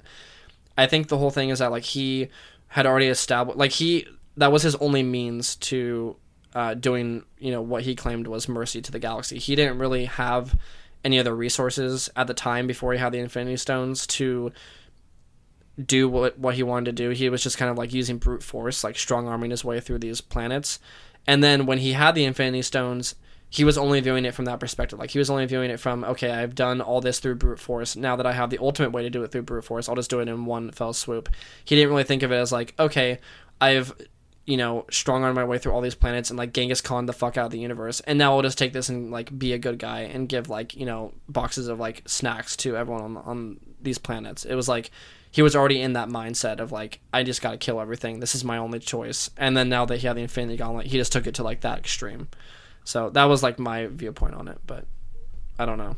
Sure. He could have just like changed his character. And I agree, but I think he's smarter than, like, he's not. No, he is smart, and like he's portrayed as not being completely like devoid of morals. Like, he's like, he knows, like, even when his first thing is like, oh, I'm gonna just randomly select people on my planet to be killed. It's like, okay, that's like a fucked up thing to do, but at least you're being fair about it, I guess, if you want to call it that. Yeah. It's like in his own head, he clearly knows between mercy, like the cost of a life, and trying to help people, and I just don't believe that in his head. He's like, I just don't know what else. Like, I'm just stuck in my ways, I guess. It's like, no, he's more than that. Yeah, I mean, he is very intelligent, so I don't know. That is interesting. I could buy the Infinity Stones don't have enough power to like double resources. I think that's true. But no one the way the Infinity Stones are presented is that they have enough power to do whatever the hell you want. So why didn't he just do that? But I think one of the other things that's being presented is that that's not a permanent solution. Like any of those things that he's... Well, neither is killing 50% of the population. We're gonna keep fucking and making babies. That's true, but I think like that's a more... It's not a permanent solution, but it's a more immediate and maybe like in his mind, or maybe just statistically like a more long lasting solution to whatever it is. I don't know. That's like that's a different discussion, but yeah, I guess that is an interesting thing to think about. I don't know. We need to hear it from the source. Thanos himself. From Thanos. No. Oh. From Kevin Feige. From Kevin Feige. From Kevin Feige. From Stan Lee. Feige. From Stan Lee. He has the secret, but he'll take it to his grave. I like how Stan Lee got his cameo out of the way real quick in this movie. They're just earlier and earlier. I guess it would have made. They need to just start filming it like right away, because he could die any day. I heard that they filmed his cameos for like 8 movies in a row, like a while back. That actually makes perfect sense. Actually, that's smart. That's morbid, I don't know how they also know like what it's gonna be. I like they probably fit it in pretty easily. I like how they were just the conversation they probably had word for it was like, dude, you're gonna die like real soon. You just gotta get this shit done. He's aware. He knows. As if he's not aware that he's what if he was just like, what if any minute? Dude, if I was that old, honestly, I'd like to think that I would have fun with it, and I would just do a bit where, like, every day on social media, I'd be like, I'm not dead yet. Or, like, every time I post, I'm like, what's up, guys? Like, still hanging in there. You then know, the one day you miss see Infinity War. If you forget one day, everyone's like, he died. Everyone's like, it's over. He didn't post it. It's over. And then at, like, 11:59, you're like, guess what, motherfuckers? Guess what, bitches? I'm back. A late breakfast. I'm not dead yet. No, I would definitely, like... I would definitely just troll people with that. Yeah. That'd be amazing. And then you'd be sad because you're also about to die. That's right. Yeah. I would just then it would be a constant reminder for everyone that like it's real close. Yeah. Like I'm not far off. I love the joke. Whenever someone dies, you just say only Stanley remains, and still Stanley remains. Dawn of the 67th day. Stanley remains. That's right. Or whatever it is. Young ass people are dying, and Stanley remains. Yeah. Man, there was one other thing that I was gonna ask you guys about the Infinity Wars, about the Avengers, the Infinity Wars, the Avengers 3, the Jordan Infinity Wars. didn't know what the title was when we were talking about it the other day. Damn, what was I gonna say? Avengers, let's get together and beat up boys. Oh, 3. I have a Blue boys. I have a theory about the boys in ending blue. of the movie, It's which not I agree real. was pretty awesome. What? It's not real. Well, that's part of it. I think what I have a couple theories. One, and I didn't come up with this all on my own. We were talking at work about this, but one of them is that I think basically because of the whole bullshit like comic book thing where it's like multiple universes can like the multiverse or whatever, multiple like, you know, Ultimate Spider-Man, Amazing Spider-Man, all that kind of stuff. Because of that, I feel like there's a possibility that well, I guess this is like my main theory. So when all of the people died, like turned into ash and got sucked away into wherever, a couple interesting things happened. One, all of the people that are remaining are the original Avengers, except for Okoye. Yeah, I knew you were going in for that. So all the. I was also gonna say that assuming Ant-Man hasn't died, he's kind of due. Right, so I don't know what will happen there, but so you've been had, all right. Yeah, but like, my theory is that also Okoye. Okoye, yeah. My theory Can't is forget. that basically the people that were whisked away are not dead. They're in like another reality where they're trapped in a box. They're in a reality where, and I don't know what it'll look like. I have no idea like what that whole storyline will be like, but they are with each other, and they're going to be like, you know, Scarlet Witch and just like Kingdom Hearts, like Vision, and they're going to be in each other's hearts. No, like all those people are going to be like in a realm, and they're going to be like aware. The realm of darkness. That's right. They're going to be aware that like they're fucked. They're going to be like, well, we all died, or we all got whisked away to wherever we are, and then mostly the original Avengers and Okoye, and maybe Ant-Man. Of course, Okoye. Yeah, of course, Okoye are going to be, in the current, like, real world, I guess, where Thanos won. And I think for a couple reasons. One, because most of the, head honchos, like Robert Downey Jr., Chris Hemsworth, fucking, what's his name? Chris Evans, so many Chris's, their contracts end next year. And so, like, you could argue, like, well, that doesn't mean anything. Maybe they'll just re-sign and they'll keep playing Captain America. But if they don't, or even if they do, my theory was that, like, the, OG Avengers are going to have to make some sort of, like, sacrifice to bring the realms back together, or to bring, like, they're going to have to be a thing where it's, like, we're the old guard, like, we have to, like, pass the torch along on. With Okoye. Along with Okoye. Will be integral in the That's right. sacrifice. That's right. But She'll like they're gonna like basically usher in like the new era. Yeah, don't silence me when I'm talking about Okoye. They're gonna usher in the new era of the MCU of Okoye. The era of Okoye. The legend of Okoye will continue. At the end of this movie, it should have just said Okoye will return. Only Okoye remains. Only Okoye remains. Okoye will return. That's great. But like I don't know. Like, my theory is that they're gonna have to make some sort of sacrifice or some sort of like price will be paid for the dead Avengers or the dead characters to return to that realm. So like whether that, I don't know. I have no idea how it'll happen. I don't think anyone knows exactly what will happen. I don't think anyone will guess it. But they're gonna do I think they're gonna do something that causes irreparable damages to the current Avengers.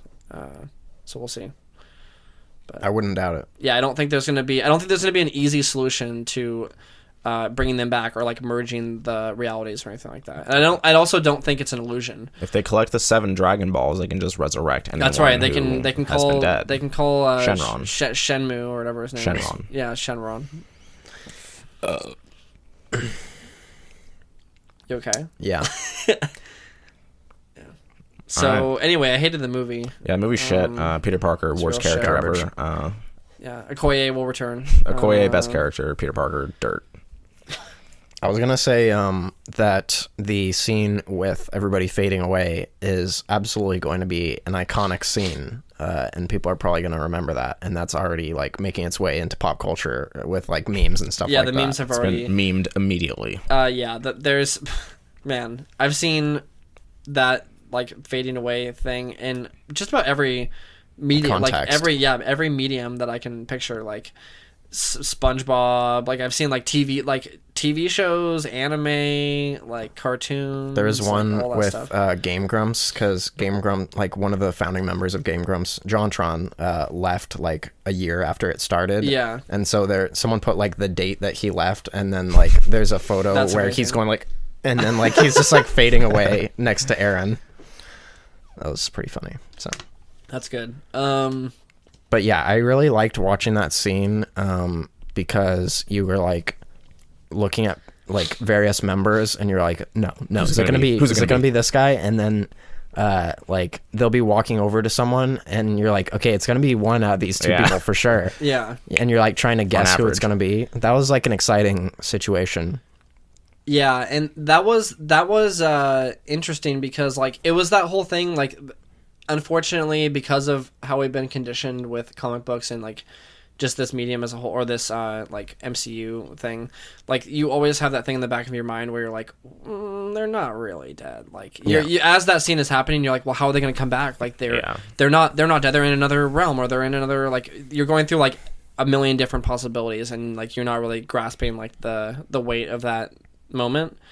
But then there's also that like kind of like voice in the, at least for me, in the back of my head, where I'm like, well, what if they can't bring some of these people back? Like obviously, like you make the point of like there's obviously going to be Black Panther 2 and like Spider-Man 2 and all those kind of things, but it's like with some of these characters that we don't know like if they're gonna, we have no idea if they're gonna come back or not. So the whole thing where it's like as soon as you realize that Thanos won, your heart just sinks. You're like, oh man, like fuck, he just did it. Like he succeeded, and then he had to do it to him. Yeah, and then like as the scene continues, it's kind of that thing where like you have no time to prepare or even like grasp what's happening. It's like, oh shit, like Black Panther's gone. Okay, fuck, like there goes Scarlet Witch, there goes Peter Parker, there goes 8 other people, and you're left there just kind of like stunned. Like you're kind of just at the end of the movie, you're like, god damn, like everyone's gone. Where is everyone going? And then it just ends. Yeah, when it cut to black, I was like, wait, hold on. There needs to be something else. Yeah, there needs to be, like, but that was, I did like the way they ended it with, because earlier in the movie, Thanos is like, is it Doctor Strange who's like, what are you going to do when you do this? Or like, or it's like Tony Stark or someone is like, what are you going to do when you like destroy the universe? Like, what's your master plan? He's like, well, I'm just going to rest. Like, I'm just going to chill out and watch the sun rise on my new universe that I've created. And then he just does exactly that, and that's the first time you see him smile. Wow. So poetic. Well, no, like, I don't know, the whole arc for Thanos I thought was really great. Like, that's what I mean with the whole, like, he's a very tragic villain throughout the movie. He's sacrificing so much, and, like, you really get a feel for the fact that he feels like it's his duty to do this, but there's, like, a personal, like, toll on him. Like, it's taking a toll on him. And then at the end of the movie, you almost feel sort of happy for Thanos. You're like, okay, he did like what he wanted to do. He killed everyone, and he's getting to chill out in his little cabin or whatever. Like, it's kind of like I was almost like happy at the end of the movie. I was like, okay, Thanos won. Like, good for Thanos, I guess. But then on the other side, you're really sad because all these characters that you've become accustomed to, like, half of them are dead, or dead, quote unquote. So I wouldn't necessarily say I was happy. I did pity him throughout the movie because it's like, okay, like I believe that he cares about some of these people, like Gamora. I was like, okay, like this relationship, I can believe that he cares. Yeah, he was fine with torturing his other daughter to like get information out of her. Listen, I didn't pity him at any point. All right, I'm just gonna throw that out. I mean, definitely felt when he killed Gamora, I was like, okay, like I pity him in a way. It's like you're doing this and you don't necessarily want to. Like clearly, part of you wants to because you're doing it, but like. You're at least part of his brain was like, you're not doing, like, you shouldn't be doing this. I could believe that, but I didn't feel any sort of like goodwill towards him at any point. I was like, okay, like I hope you guys stop this guy because he's a bad, but I was just like, he's pitiable because I felt so bad for him when he threw his daughter off the cliff in order to kill half the population. Damn, I was so sad. I shed a tear. It wasn't even that. It's like that's taking it too literally. I mean, that's literally what happened. Yeah, but like that's not why he was sad. Like that's not why you should feel bad for him. You should feel bad for him because his character feels like he's in a position where he doesn't have any choice. Like he's doing all this stuff and he's. So should we feel bad for Nazis because they like they felt like they had to do it? I mean, you should. Now you bring up an interesting point. You should probably feel bad. It's almost as if they're people too. You should probably feel bad for some Nazis that be tortured, that were thrown into that situation against their will. Okay. But should we torture them? Yes. Yeah. Now I didn't say I sympathize with him. I said I pity him. He's pitiable. He's not. Yeah, like the whole. Sympathize with I what think he's you're doing. taking it too literally, and I know that was kind of just a joke. And I know you like to do your little bits on this. This is a comedy show, right? When my feelings are on the line, there's nothing to be joked about. No, I mean, like, so when you say, oh, I felt bad for him because he threw his daughter off a cliff to kill half the universe, like, that you shouldn't feel bad for him about that because he made that choice. But you should feel bad because he felt like he had to make that choice. Like, he was in that situation, and it was like the same thing I was saying before, where especially after he came back to Earth and killed Vision and all that kind of stuff, at that point, he knew he was too far in. Like, he had already sacrificed too much. He was like, well, I'm already this far. I don't have any choice. And it's kind of demented that he thinks that he has to do all this to, be the hero of the galaxy or whatever. But, like, at that point where he kills Gamora, he's definitely struggling because he's already sacrificed so much up to that point. Like, he spent his entire life doing this that he's not going to let... He's so devoted to that he's not going to let even killing his daughter or someone in his own family stop him from getting what he thinks he needs to do. And that was what was a little bit tragic with it. Yeah. So... Yeah, listen, I get what they were trying to do. Yeah. I mean, they may not have done it to the extent that they wanted, but I think there were definitely points in this movie where I felt bad for him. Yeah, what makes him not a great villain for me, I think he's one of the better villains in Marvel, is that, like, and this is in general, what makes a villain, like, a good villain is when they believe what they're doing is, like, right. And, like, he honestly believes in all points in his head is like, I have to do this. Like, this is the only way. Like, I'm doing the universe a favor by doing this. I'm taking all this on myself. It's like, that's like, I pity him for thinking that, because that's like a burden to put on yourself. It's like, why are you doing that to yourself? Like, that's insane. And the things he does to accomplish that are just like, are not right. Like, and it's just like, this is like, you're putting yourself through this for not, like, this isn't right of you to do. And it's pitiable. It's sad to, like, see him put himself through this. That's why I say it's tragic, because it's like he's just sabotaging himself at every turn, but he continues to do it. Now, am I going to shed a tear when he dies? No, I'll stand up and clap. I'll be happy when he dies. I think they did a really good job at, he's the most fully fleshed out character or most fully fleshed out villain, I think, besides maybe Killmonger, where you can kind of sit there and be like, okay, I understand why he wants to do this. I understand, like, how he's going to do this. I understand that he I believe that all this stuff is happening and that he is actually in this situation and, like, where he's coming from. But and I don't know, I think that's a pretty... Most of these villains have only had one movie. Even Thanos is, like, they've built him as this big bad for 10 years since, the end of the first Avengers. But they never had any really, like, even dialogue with him. They had, like, maybe, like, one or two, scenes of him talking to like a cloaked figure or something. But the fact that they're able to do this in a movie with so many other characters and still make it a good film overall, I think is commendable. So, I like Thanos. The real best character was actually Red Skull. Okay, yeah. What do you guys think of Red Skull? Well, I just like, what the fuck? Like, I don't understand. I'm sure in the comics they explain why he's there, but when I saw it, I was just like, so in what? the comics, like, he after dumb. he's Nazi Red Skull, he Space Red like Skull. ascends. Like he basically like so stupid. Because of the Tesseract like sending him off to wherever he goes. I don't know like the full extent of it, but I know that in the comic he basically like I know not where. He basically the Nazi Red Skull is basically like only the beginning of Red Skull. He's a really big character after that, and he becomes like this cosmic figure or something like that, where he like doesn't exist. Cosmic Brain Red Skull. Yeah, he like exists between like, you know, Cosmic multiverses and shit.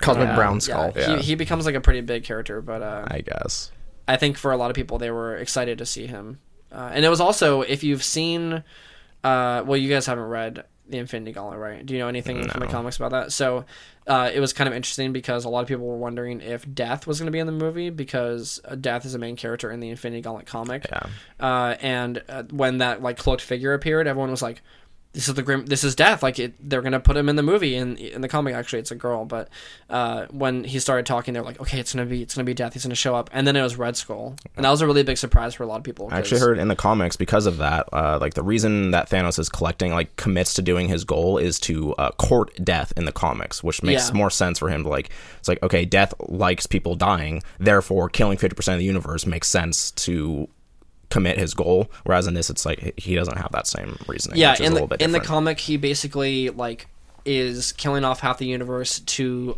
like show his like affection for Death, or like to attract her to him. And that's what I said. Yeah, but like that is that's a way different storyline than what they presented here, and I think that's a good thing that they did that, because that would not be a very marketable or like easily presentable film to mainstream audiences. I mean, it's a little bit more goofy. They want to be like, oh shit, like he's doing this so he can just fuck Death. Like what? That's doesn't make any sense. I mean, they could turn her into a character. Like it's not it's not any more bizarre than anything we've seen in That's any other true. film. It is pretty morbid in the comics. Like it's pretty dark. So I don't know if they would do that for like a, you know, it's the whole Star Wars thing. Well, they'll never do like a Sith movie or whatever because they can't market it to the kiddie winks. And I feel like this movie was the darkest movie they've made so far. Everyone died. It is pretty dark. Yeah, I was gonna say at the end of this movie there are so many traumatized kids. Yeah, that's true. A bunch of 8-year-olds are probably walking out of the movie like, Spider-Man. Spider-Man is like, no, please, I'm gonna die, and then he just like, dies, and then the villain wins, and oh, you're like, shit. And the movie ends, and then the kids are like, like, no! They're like, are my favorite characters dead? And the parents have to be like, I mean, it looks like it, man. I don't know. I didn't see him. I don't see any way they're coming back from this. They're fucking dead, man. They're fucking dead, dude. You better throw away your toys. I would just go home and I would make them like sweep up like the floors and be like, when they have the little dustpan, I'd be like, look, it's Captain America or whatever. He didn't die. I hit my mic. I would say like, that's Spider-Man, that dustpan there, pal. Yeah. Just roast my kids. There's Dude, Spider-Man's dead body. I want to have kids just so I can fuck with them.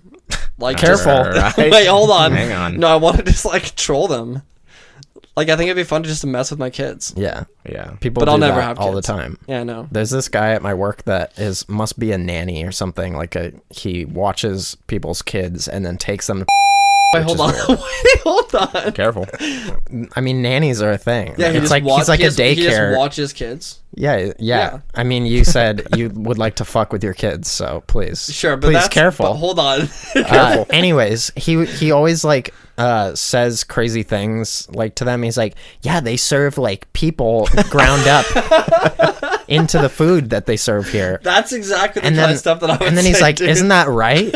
Like looking to me to like further the lie that he's telling these children. Do you are you complicit with it, Colter? Oh, you're sick. I'm like, yeah. Just whatever I can say to quickest end the interaction is what I do. I would go with it. I'd be like, man, I just finished grinding up like Granny Smith over here like Granny just Smith. a second ago. Yeah. Notice how you never see anyone leave this establishment. It's so dumb. Notice how you only see people walking in through the door. Yeah. Okay. That's funny.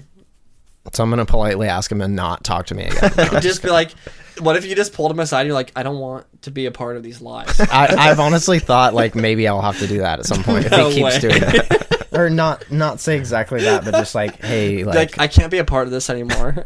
yeah. This is troubling me. I don't want to lie to If you want to children. mess with your kids, that's other people's kids, that's fine, but you know. I will have no part of it.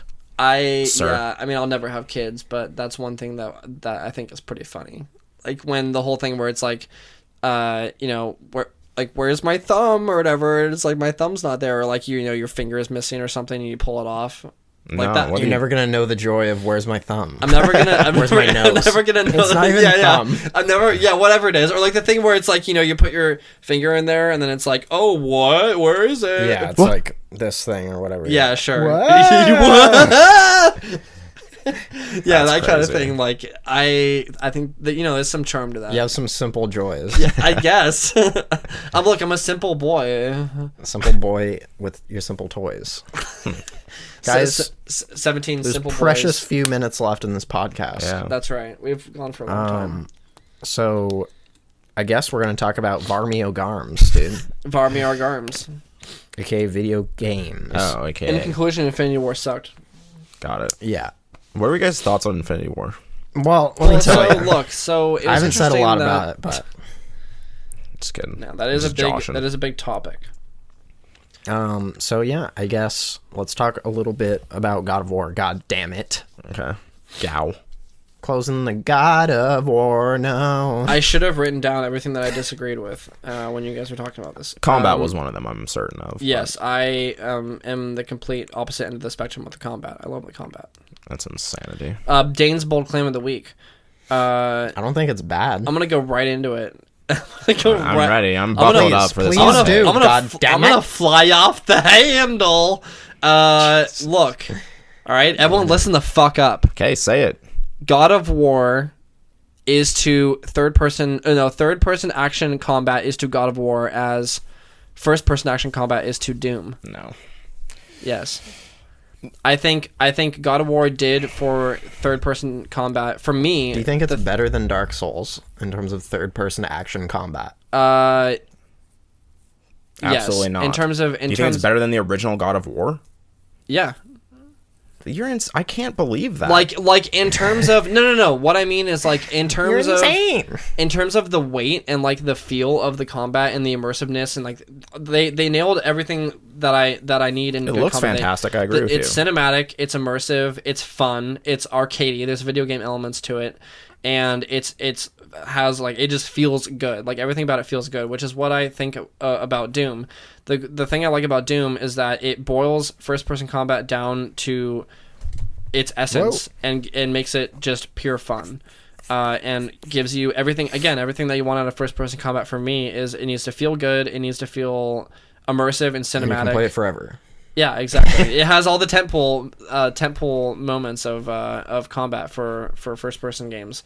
So with God of War, like I don't think it's perfect, but I think that it's as close to perfect as a game in this style could be, because like there's never a moment where I felt like I was pulled out of the action and felt like I was playing a video game, but it still played and controlled like a video game. Like it still is arcadey and you have combats like moves and skills and runes and all that like funky stuff, but it always I was always in the moment, and I was always, whenever like a battle started, I was always excited to play it, and I always had fun. And then when it ended, I always felt like I like relaxed a little bit. Like I was like, okay, like I can go back into the rhythm of the game. It was always kind of like I was caught up in that moment so much in the combat that I just found it to be really enjoyable. I have the exact opposite feeling of almost. And not at the start of the game, I enjoyed the combat because it looks great, and like the enemies are relatively weak, and they respond to your hits when you hit them, and I can complete a full combo and not be knocked out of interrupted during my combo. As you progress through the game and get to the later stages, I didn't dread going into combat, but I felt like it was a chore every time I would get into a big fight, because some of the late game fights throw a ton of enemies at you, and they're tough. Like they're not hard, but they just take forever to kill. Like I don't agree with that, Jordan. So here's the deal: you're bad at video games. No, I No, knew when that. you- I knew that that was the was- that harshest was one thing. thing- I did my say. one take of God of War. I was a one shot game. that was one finished thing that I it. was going to mention when you guys were talking about that, when you were saying that the enemies take too long to die. I completely disagree with that.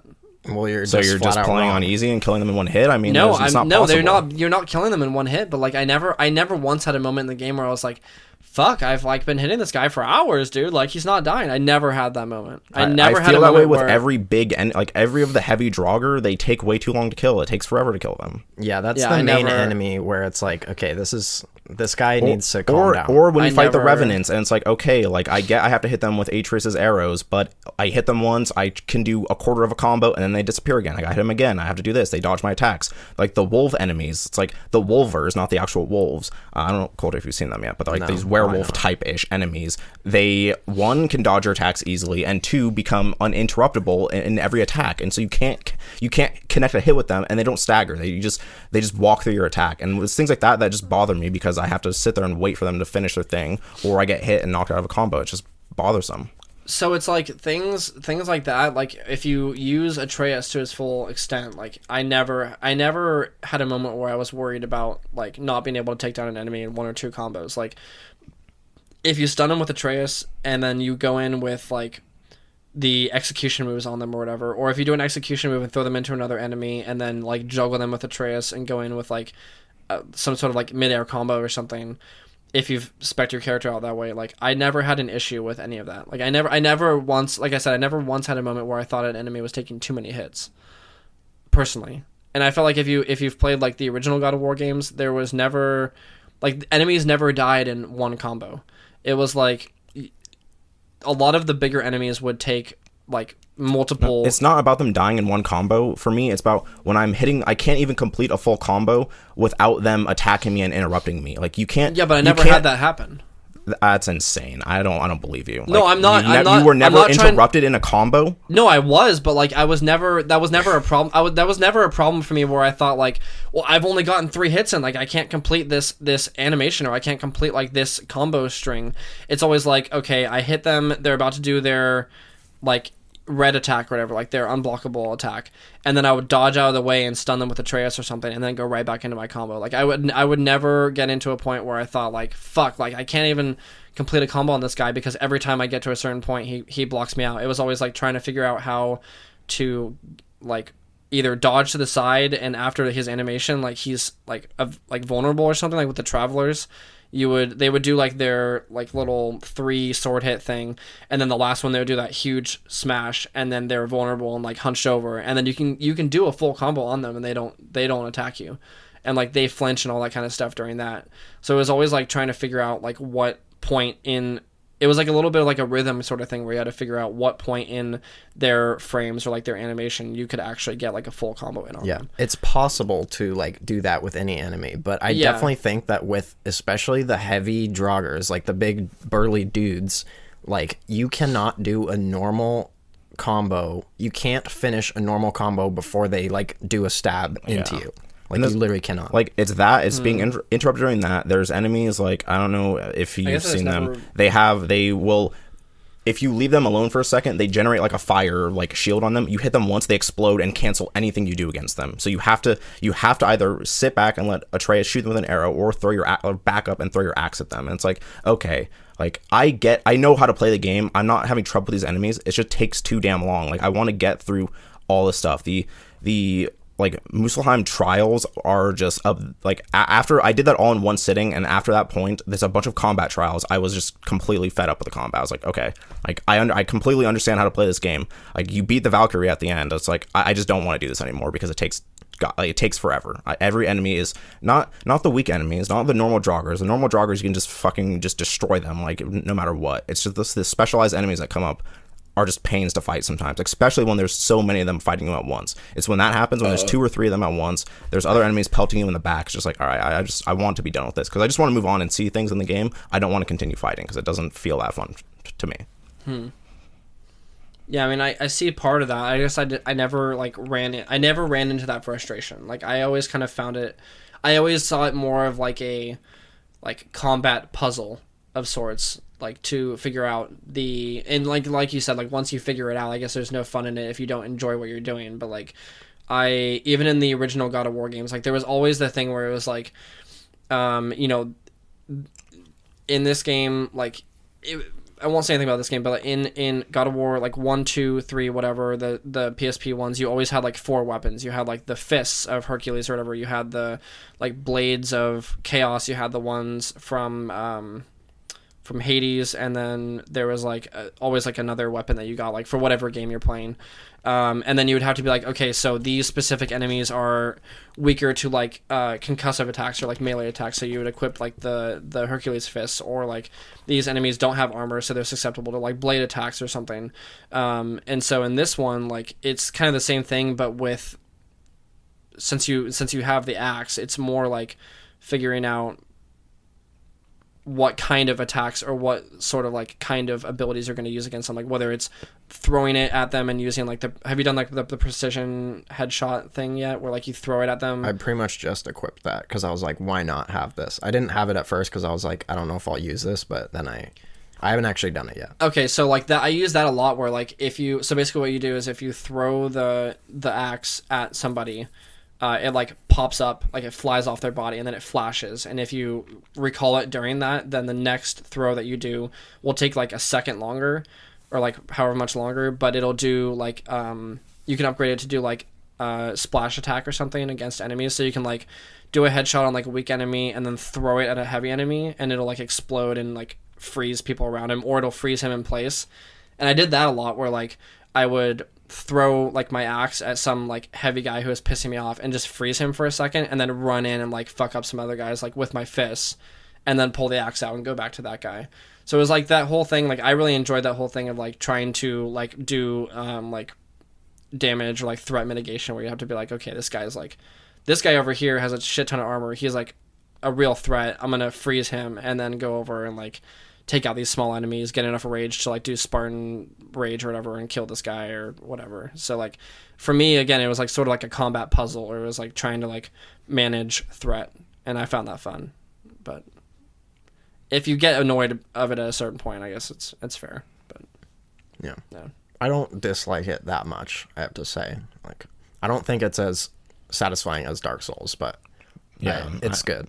It's perfectly serviceable. Like at no point is it bad. It's just once you, and also like the enemy variety doesn't change that much like throughout the game. Like you will see the enemies throughout the game. They get different color palette changes, but they're mostly the same enemy. So you get into the same routine, and like that, it's fine. Like that happens in a lot of games, but like it just felt like I was never getting more powerful. I was always just as powerful as the next enemy I fought, and you don't get that sense of like even in Dark Souls, like you're never like one-shotting a boss or something like that. But if you understand the patterns of a boss, like you can absolutely just tear them apart, and you feel like a badass when you're done. You're like, yes, like I like execute that perfectly. Like I hit him like in his weak spots, he like toppled over or whatever. Like even the normal enemies, like you hit them, they like move backwards, you get space. Like in this, I just felt none of that. I just felt like the arenas were like contained. The enemies don't react to my hits. Like that part honestly is what pisses me off the most, is when they don't react to my hits and they like become unblockable. I just like, it's just super annoying, because then I have to back off and wait for them to finish. You can hit me and I can't do anything about it, but like, I'm not allowed to do that too. Anytime someone hits me, my attack's interrupted. Whenever I hit this guy, he just has an invisible shield on him and doesn't take damage. Like he takes damage, but he doesn't flinch. It's like, okay, well, like why? Like I want you to flinch, because that's how it works. Like that's how it should work, but it doesn't all the time. It does sometimes, it doesn't other times. It's not consistent. And that's what that's bothered fair. me. Yeah, I don't know. For me, it kind of just nailed, it was just exhilarating and fun for me. Like it was the same thing with Doom, where like at the end of a Doom battle, you would kind of just like sit there for a moment and be like, fuck, I just like just ripped through like 30 enemies and like went in and like did all these crazy like animations and moves. And it was kind of like the same thing at the end of a God of War battle. I would kind of just sit there and be like, damn, like Kratos is a badass, like he went in. So I don't know, it kind of just, it nails that fun aspect of me, like the kind of like sort of like you want to, when you're playing video games, you want to like have like a fantasy. You're like living a fantasy, so it's like, okay, I get to live as Kratos and like fuck all these dudes up and do all kinds of crazy stuff. Just like in Doom, like when you're playing, fuck all these dudes up. That's right. When in Doom, like at the end of a battle, you just feel like a total badass. Like, and I guess it's a weird comparison because they're different. They're completely different games and gameplay styles. But I just like the way that they kind of both, in my opinion, boil down the essence of each of their like styles of combat into something that is just fun. But there are some like the things you mentioned where like they don't flinch and things like that can be annoying. But for me, I guess I never really like paid attention as much to those as I did And I think just coming from like, I haven't played all the God of War games. So I played like one and one of the PSP ones, but though like that, Bayonetta, Devil May Cry, like those are the games that God of War, like the combat used to be, and like I would have much preferred they have changed everything else about God of War except the combat, because I think that combat's way more fun. There's way more combo variety. There's a lot. It's way like faster and like that would have made more sense to me and been more fun. Or you go the other direction and just completely turn it into Dark Souls and like be incredibly punishing, but also you can punish the enemies in the same way. Like that's the thing about Dark Souls, is that an enemy can kill you incredibly quickly. You can also do that to them if you play the game right. If you play it correctly, you can punish, but you can't do that in this game for just like a number of reasons. You're either getting hit in the back or the enemy becomes unblockable. It's just things like that are just time consuming, and I just want to get through it. Yeah, because I'm playing that game. Like what drove me through that game is seeing like the sights in the game. Like I want to see everything in that game. I want to hear the characters tell their stories. I don't particularly care about the fighting because it stops me from seeing that. And I don't like. I want to see everything else in the game besides like Kratos fighting. I want to see him do it in the cutscenes or like against like set piece moments. But against regular enemies, I got my fill of it. Yeah. Now, what do you guys think of the Stranger boss fight? The first like major fight between. I think that is like the first moment in the game where you're like, oh, this is like cinematically it's much different than most games you've ever seen. Like, yeah, without like these like even from God of War, it's just like you're watching these characters fight each other like at different places in the game, and like the cutscene starts completely immersive, and then you're just thrown across the map into a completely new area, and like the fight just continues just like it had like never stopped. Yeah, exactly. Like that, man. Like every time that happens, that's impressive. Like every cutscene quote in the game is impressive because it just does like ridiculous things with scale. I would say it just gets more impressive as you go. Like, how far have you played? You said you had just beaten Alfheim? Yeah. Have you played any since that, or no? Okay, yeah. So like, specifically with that Stranger boss fight, like the way that the game ramps up with tension is so good because you're never given a moment to. There's never like a slow or like impactful moment. It's always like meaningful in some way. And so the fact that like you're in the house and there's like that tender moment between him and Atreus where they're isn't he talking about like what are they talking about right before the stranger shows up? He's like, I assume they're talking about going on their journey or something. They're having some sort of moment where they're like talking pretty intently about something, and then it's when he's teaching him to punch him or whatever, and he's teaching him how to like block punches or whatever, and then right in the middle of that they hear like that epic noise, and you're like, fuck, what's outside? And then he's like, I know you're in there, and he starts going his whole thing, and there's no break between that. It's just like from moment to moment, it's just seamlessly moving in and out of these moments and intense. And then Jack Baker showed up outside the house. Who's Jack Baker? From Resident Evil, right? Isn't that his name? Oh, yeah. I know you're there, Ethan. Kratos. Yeah. It's basically that exact situation. Yeah, and then he was unkillable, just like him. Yeah, when you walk in there, or when he walks outside, he's like, yeah, you're definitely him, and he's like this like wimpy Viking dude, and you're like, God, this guy's gonna get fucked up. He was he's like a drunken, he was like an Irish Scottish. Like a hobo or something. He just looked like some guy you remember would the see, Scotsman from Samurai Jack? He was that guy, except like oh, that's true, lanky and like wimpy looking. Yeah. Like he just, as soon as you see him, you're like, fuck, like don't do this guy. Yeah. Like you're gonna get just destroyed. And then he punches Kratos through a fucking building, and he just flies. Like the reason I like that fight is because one is super cinematic, but like you've never, even in the other games, you've never really seen Kratos like challenged. Yeah. Like you've seen him like take hits, and you've seen him like even in in just gameplay, you've seen him like get hit by like a troll or something in a QTE, and it's like damn, like Kratos took a punch to the head from like an ogre or something. But then you've never seen like a god actually directly like cause like real damage to Kratos. Like you've never seen him really like on the ropes or anything, and he was just getting fucked up like the whole entire fight by that guy. And it was cool how like all of the elements of him the stranger like in the cutscenes transitions into gameplay. The fact that he can like move super quick and like he'll like kick you or something and you'll go flying through like a tree and like just go flying across the map, and it has like a cool little camera angle where it'll switch to what looks like a cutscene because it's the same graphics, and it'll show Kratos like sliding across the ground and like getting back up, and then the camera moves back behind him and it's back into gameplay. Like that kind of stuff is just insane, and it even gets crazier like as you play through the game, because that whole one cut thing is no gimmick. It's like a next level like cinematic I was gonna experience. say, how much cream did you put into your jeans when you realized that it was all one take? Dude, so much. That's like that game was like made for me. It's true. Or that style at least. Yeah, like when they announced that in the because they said that in the in one of like early on before they even showed any gameplay. It was like, or like that first gameplay demo, I think they mentioned it like kind of like under the rug. They were like, oh yeah, like it's gonna be a one take game and all this kind of stuff. I'm like, what does that even mean? And then they had a bunch of featurettes about it on like on the YouTube channel, and when they were talking about it, like it's a pretty big undertaking. Like it just as a movie would be, they have to do all the motion capture and all the like all the dialogue and voice acting and motion capture for sure all had to be done like very specifically throughout the entire game. So yeah, I don't know how they pulled it off, but it definitely makes a difference. Yeah. That's like one of the most impressive things of the game for me. It's just the way it like seamlessly, the way everything happens seamlessly is just like insane. Like you'll be like, when cutscenes happen, you'll be like in one part of this area of a zone, and then just like a crazy thing happens in the cutscene. You're just in a completely different area. It's like how did this even load? No load screen. Like the way they hide load screens in that game, it has to be like one of the most like impressive things like I've ever seen. It's like there's never a loading screen. Like you, like even the way you end up doing fast travel or just like sliding between zones is like you never see a loading bar ever in the game, and like that's insane because the world is huge and you're seeing a ton of different areas, but you just never like it's just one like continuous world. And like that's an impressive thing to see. It's really impressive. Have you done the fast travel yet?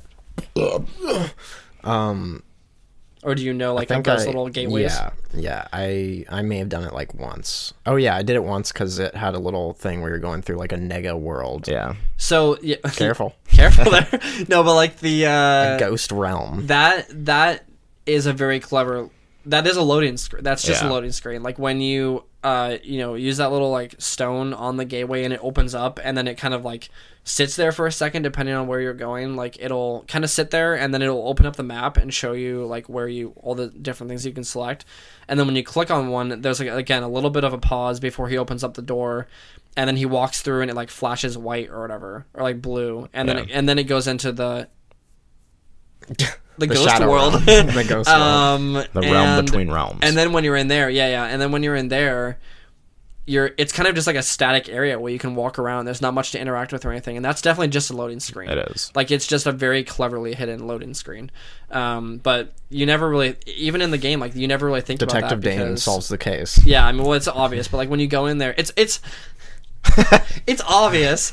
No, but like when you go in there, even when like you're walking around, like there's always like lore being given to you through some either Atreus and Kratos are talking, or in some other way there's like some sort of like story or something being told where you're like learning things, and you're still immersed in the game even though it's a loading screen and you're fast traveling. It's like you're never out of the experience. That's what, if they didn't have that, I would be. And sometimes you don't have those stories because you've either been, in my case, like I just fast travel between stuff so much that they just run out of stuff to do before you get like reach another point in the story to like have more like lore come in. But like every time a character is talking during those scenes, like when you're in the boat and they're like telling stories, I was like, oh, like this is just like like interesting stuff to hear. Like the lore is interesting and the world is presented in a way that's like really fascinating. Like I think it's funny that in this game they talk about Thor a lot in this game, and just like hearing how Kratos and Atreus are like, oh, this Thor guy's like a dick. Like, Thor sucks. Like, all the gods suck. And then you like watch Thor Ragnarok and Avengers. I'm like, but I like Thor. Like, he's a cool guy. And Thor has a cool hammer. Thor's cool. And then it's like, no, like not this one that they're talking about. Like, this guy is terrible. They weird. they speak ill of the entire most gods. The entire pantheon. Listen, of Kratos Norse doesn't gods. like gods. That's certain. That's but true. I just think that whole world is set up in a very interesting way and it's presented like fantastically. I think the presentation of that game is second to none. Yeah, I think the first time I saw Jormungandr, the world serpent, appear when he moves the lake basically by leaving it, I was just like, what the like. Hashtag how much cream? A lot. Like when you see the giant serpent just like, I was like, no, like what is going on here? No. Like this is huge. And then when he talks, like I said this on the podcast when I had my headphones on, when Jormungandr speaks, like he's speaking in that dead tongue, and it's just the bass is just like rattling my skull because it's just like this like godly noise. Yeah. So when he's talking, he goes like, no, yeah, it's like, God, it's like whatever, fucking like Christopher Nolan like sound effects just like happening out of his mouth. Yeah, it was like some Hans Zimmer ass shit. Because so when I played that game, lights off as I typically do. Yeah. Blinds closed, pitch black. I know it's not your typical gaming environment, Colter, but it was just all the like lights on, sunlight into the screen. Just a pitch black full room, glare. And I put my headphones on, max volume. I couldn't hear a fucking thing. Yeah. Someone could have been breaking into my house. I would not have known. There was someone standing outside the window. That's right. Man, did I tell that? Have I ever told that story on the podcast? It's not today. It's not. No, I know, but I don't know if I've ever. Next week. In fact, we probably have around 5 minutes left. That's right. Of footy. Yeah, no. When he is speaking, my headphones were so loud. Like you're a similar experience where I was actually like. I was physically. I got an erection. I was physically erect. No, like I was scared. It's like an uncomfortable sound because it's so just deep. It's very my ears weren't ready for it. It's very unearthly. Like it's not a normal sound, and it's also it conveys again that sense of wonder and like scale and weight to all these characters and things that you're seeing. The one take, the like camera angles, even in that scene, like it's literally looking up from like a tiny ass little boat. And it's just the entire screen is just taken up entirely by his body. And not even like 1% of his body is on that screen. And you're just like, this guy is fucking just insane. And even when you're running through like the Lake of Nine later in the game. What's this little guy up to? Yeah. When you're what this is guy's that from? insane. No, it's not from anything, but you're like, this guy's insane. And I was like, check out this guy. This boy over here. This boy right here. Little boy up to? No, but like when you're running around the Lake of Nine, like you'll just look up.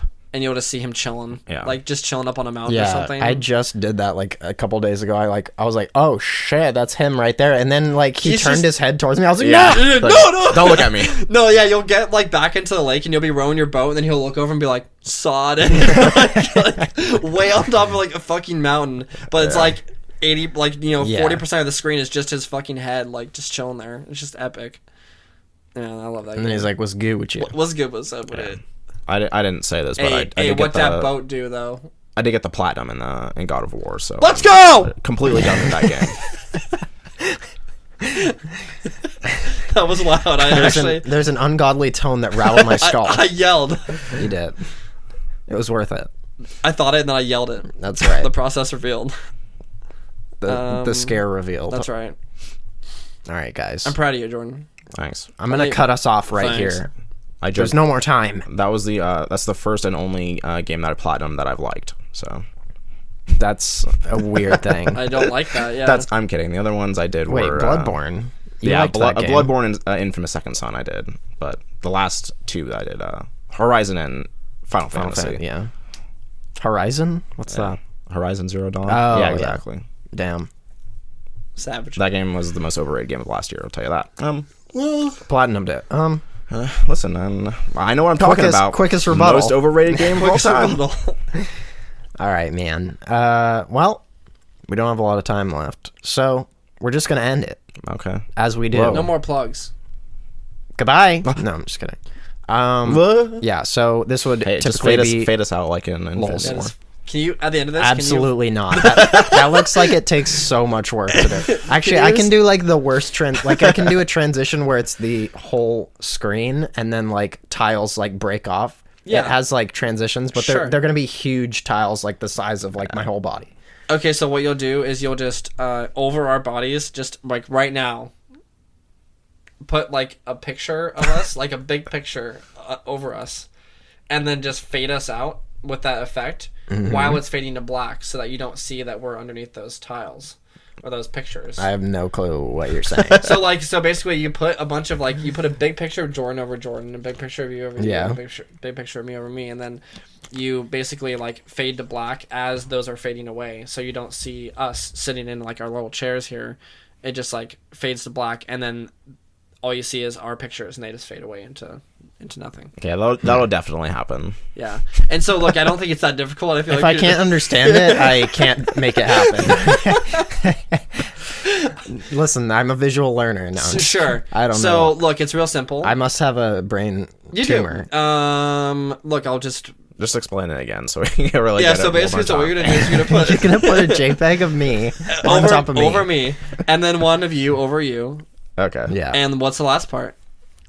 Plugs. I'm gonna cream my jeans. That's right, guys. So this is typically where we'd pick out a wacky film for next week, but we've already done it, and we haven't watched it. So this week, what we're gonna do is just head straight to the plugs, guys. If you want to contact us, please do so. I beg you, at itsnotsosubtle@gmail.com. And you can contact us or just, peruse our wares on itsnotsosubtle.com. And you can find us on social media at itsnotsosubtle. Let's go. Twitter, Instagram, Facebook, Twitch, and YouTube. That's it. YouTube. It's not at It's Not So Subtle on YouTube, but if you look up Not So Subtle, you'll find us on YouTube. And iTunes. Please, if you've been listening to us only, check out the video. I add all sorts of little pictures and context and little videos in the background. We have been copyright claimed several times. Luckily, it doesn't matter because we don't make money on our videos. Okay, but yeah, it's gonna take a lot for us to do that. Yeah. So check us out on all those platforms. And without further ado, I have been Colter Potter. You can find me at Colter Potter on Twitter, Instagram, and Twitch. Check out my sick-ass pictures from Paris on my Instagram account. Let's go. If you please. Now, Dane, tell us about yourself and your social media presence. Now, guys, look. If you want to follow my adventures through this thing we call life, since we're all gathered here today to experience it, please feel free to follow me at Lane to Point on Twitter, Instagram, and now I've actually created a Flickr and a Vimeo account at it's just Dane LaPointe. It's Vimeo account. It's not Lane to Point or anything like that. And you went out of your way to do Vimeo because it's more hipster. That's right. And then I also have my YouTube, but I don't know if I'll use that. We'll see. I may not even use Vimeo, but I recently purchased a big boy cam, and I'm going to be taking my photography and videography a little more seriously, or at least more of it will be seen. So if you're curious, a lot of it will probably be on Instagram. In all reality, in all, even the videos. Not maybe parts of the videos, maybe little short videos. I don't know, but it's if there even will be videos. It's most realistic. They're not real yet. That's true. It's most realistic that most of the photos will be on Instagram. So Lane to Point on Instagram if you want to see those. And then I also created I changed the name of my Tumblr account to more realistically include stuff like film and things like that. And it's called a Cinema Dope. So follow me at Cinema Dope if you like film and you want to learn more about it. With a name like that, you can't not follow him. That's right. Look, I thought it was a cool name. I don't know. I agree. Yeah, so I'm gonna be posting more. I still post the occasional anime titty, maybe sure. Anime cat girls, things like that. Just the titty. If I appreciate the titty, I'll post it on there. But I'm planning on there's a lot of things I reblog currently, like cool film, alternate film posters, or favorite shots cool from directors or something like that. Just relatable hipster film stuff. You can find it on Cinema Dope on Tumblr. Wow. That's all cool, I got. Man. Did you say your username for just your regular stuff? Yeah, bro. Lane to point, dude. Yeah, dude. Dope, dude. This is cinema dope, bro. Let's go. Jordan Miller, where can they find your anime blog? You can find me, Jordan Miller, at my anime blog on Tumblr at Tenzo-Taicho. How do you... Never mind. Don't ask me that. You can find my Twitter, TheKillamilla, Instagram as well, Twitch, video game services. You had a stroke. Not sure. I think I got everything. Sure you did. Yeah, I think that's it. Yep, that's you. That's me. Guys. Go ahead, say it. No, let's hear it, Dane. You have something to say. I'm going to say that's so Jordan. That's so me. Yep, guys, that's him. Thank you so much for watching the goddamn podcast and struggling through these long-ass podcasts. If you watch the whole thing, you're a savage. And go ahead and hit like. Let's go, dude. And subscribe. I've turned into Jake Paul. If you hate Peter Parker, smash that mother effing like button. I was about to say, if you completely disagree with everyone but my opinions about everything, go ahead and just comment on the video. If you agree with the optimal human, just go ahead and like the video. Yeah, give us your opinions on this version of Spider-Man and, which characters you find repulsive, most annoying and least annoying. Yeah, give us your opinions on why Jordan and Colter are wrong. We should make a video called Top 10 Least Annoying Marvel Characters. Oh my god. Just a piece of garbage. Troll. We're just like, well, this guy's trash. Not that annoying, so I put him pretty high on the list. I think Falcon is the leader of that list. Like, he's not annoying at all, but he's just kind of there, so he just deserves to kind of just, be way at the top. He just kind of coasts through. Yeah, he's just there, you know? He's just Falcon. That's right. Top 10 least annoying Marvel characters. Is definitely like Okoye, probably. Yeah, for sure. Well, Okoye is like on top 10 best character list, so she can't be on. She's lit as fuck, dude. Thank you guys for watching, and good night. Did you know that Okoye spelled backwards is let's fucking go?